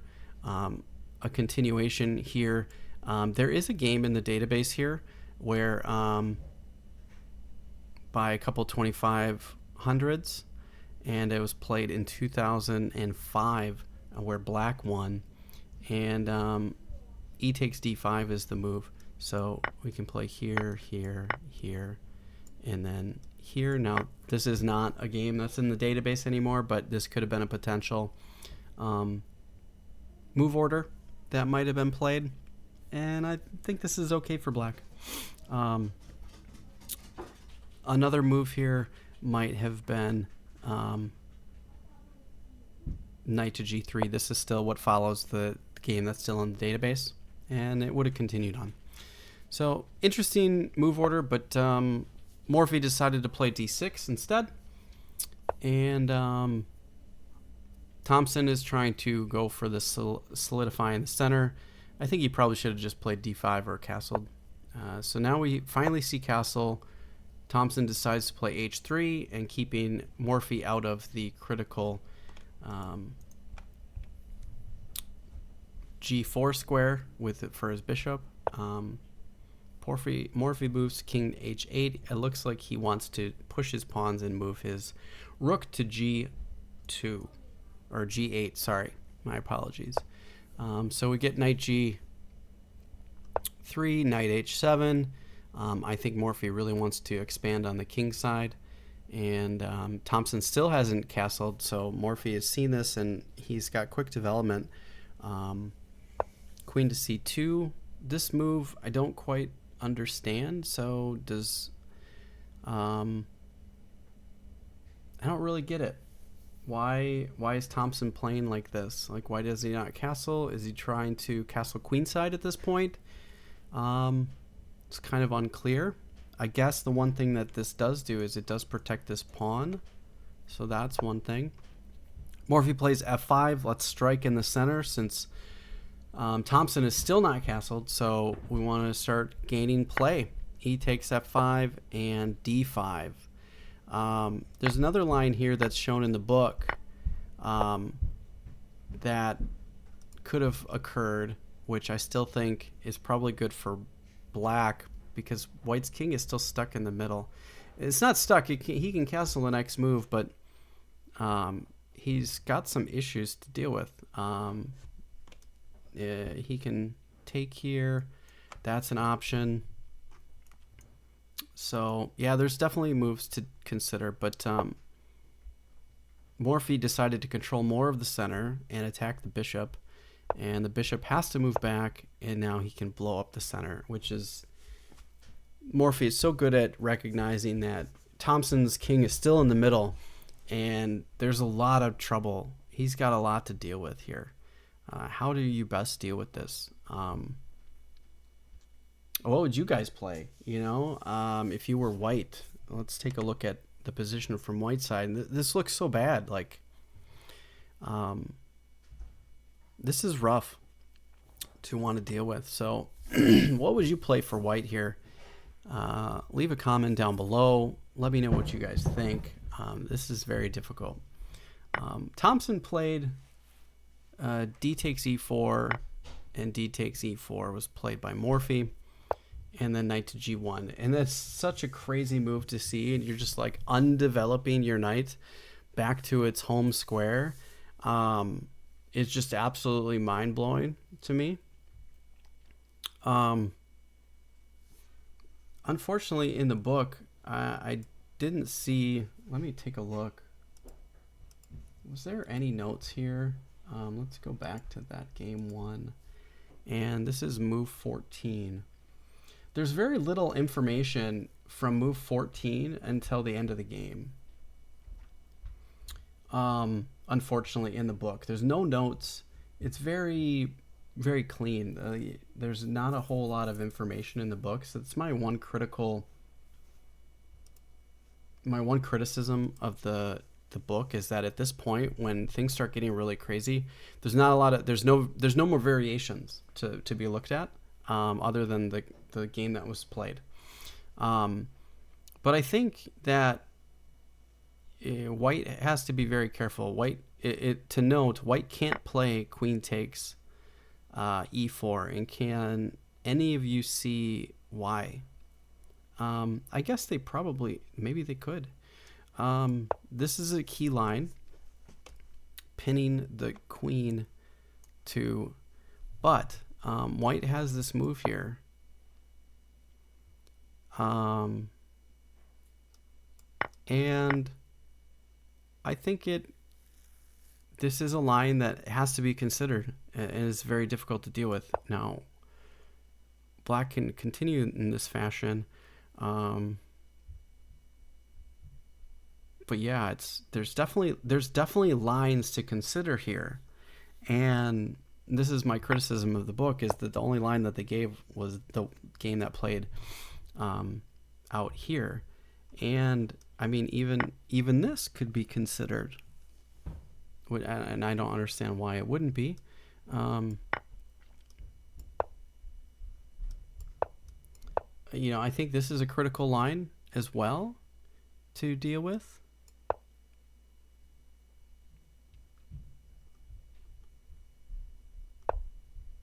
So yeah, I mean, there's definitely lines and things that could have been explored here that I'm just finding live as I'm looking at this for the first time. And none of them were looked at. So this was the move that Morphy played. Bishop e3. And, the whole idea of the knight is what happens on the next move is to bring the knight in. King to e2, and now Thompson's lost his right to castle. And now Morphy decides to peel off a few. There's no variation on king takes, which is interesting. Why? I don't know.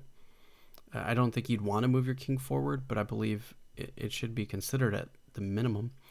Why? Why would you not at least consider that as a thing?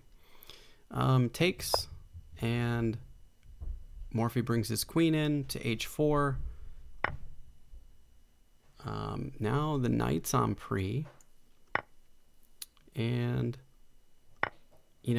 Thompson, this is such a weird way to play. Like, why did you play this way? It's very confusing. And, yeah. So that's how the game ended. I mean, this is such a weird game. And that's the thing about this romantic era of chess, is that there were just moves that were made that kind of, even as you're looking at them from a beginner standpoint, Morphy made very logical and basic moves, but it's like his opponents barely knew how to play chess, almost. I don't know what level Thompson was or how good of a player he was, but looking at this, it's just it's weird play, right? And at this point, the game is over. Very interesting stuff. Hang on one second. If you enjoyed this video, please like and share. It does help me out. Did you see any other critical lines in that game that you liked? I do enjoy going over these games, so I'm looking forward to presenting more of them to you each.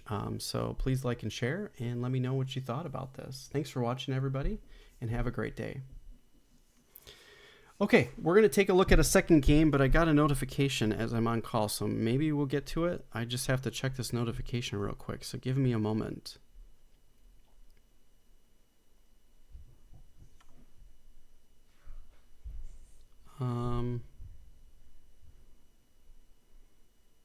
Need QuickTime Player access for Windows. App that is downloaded does not have new video recording option.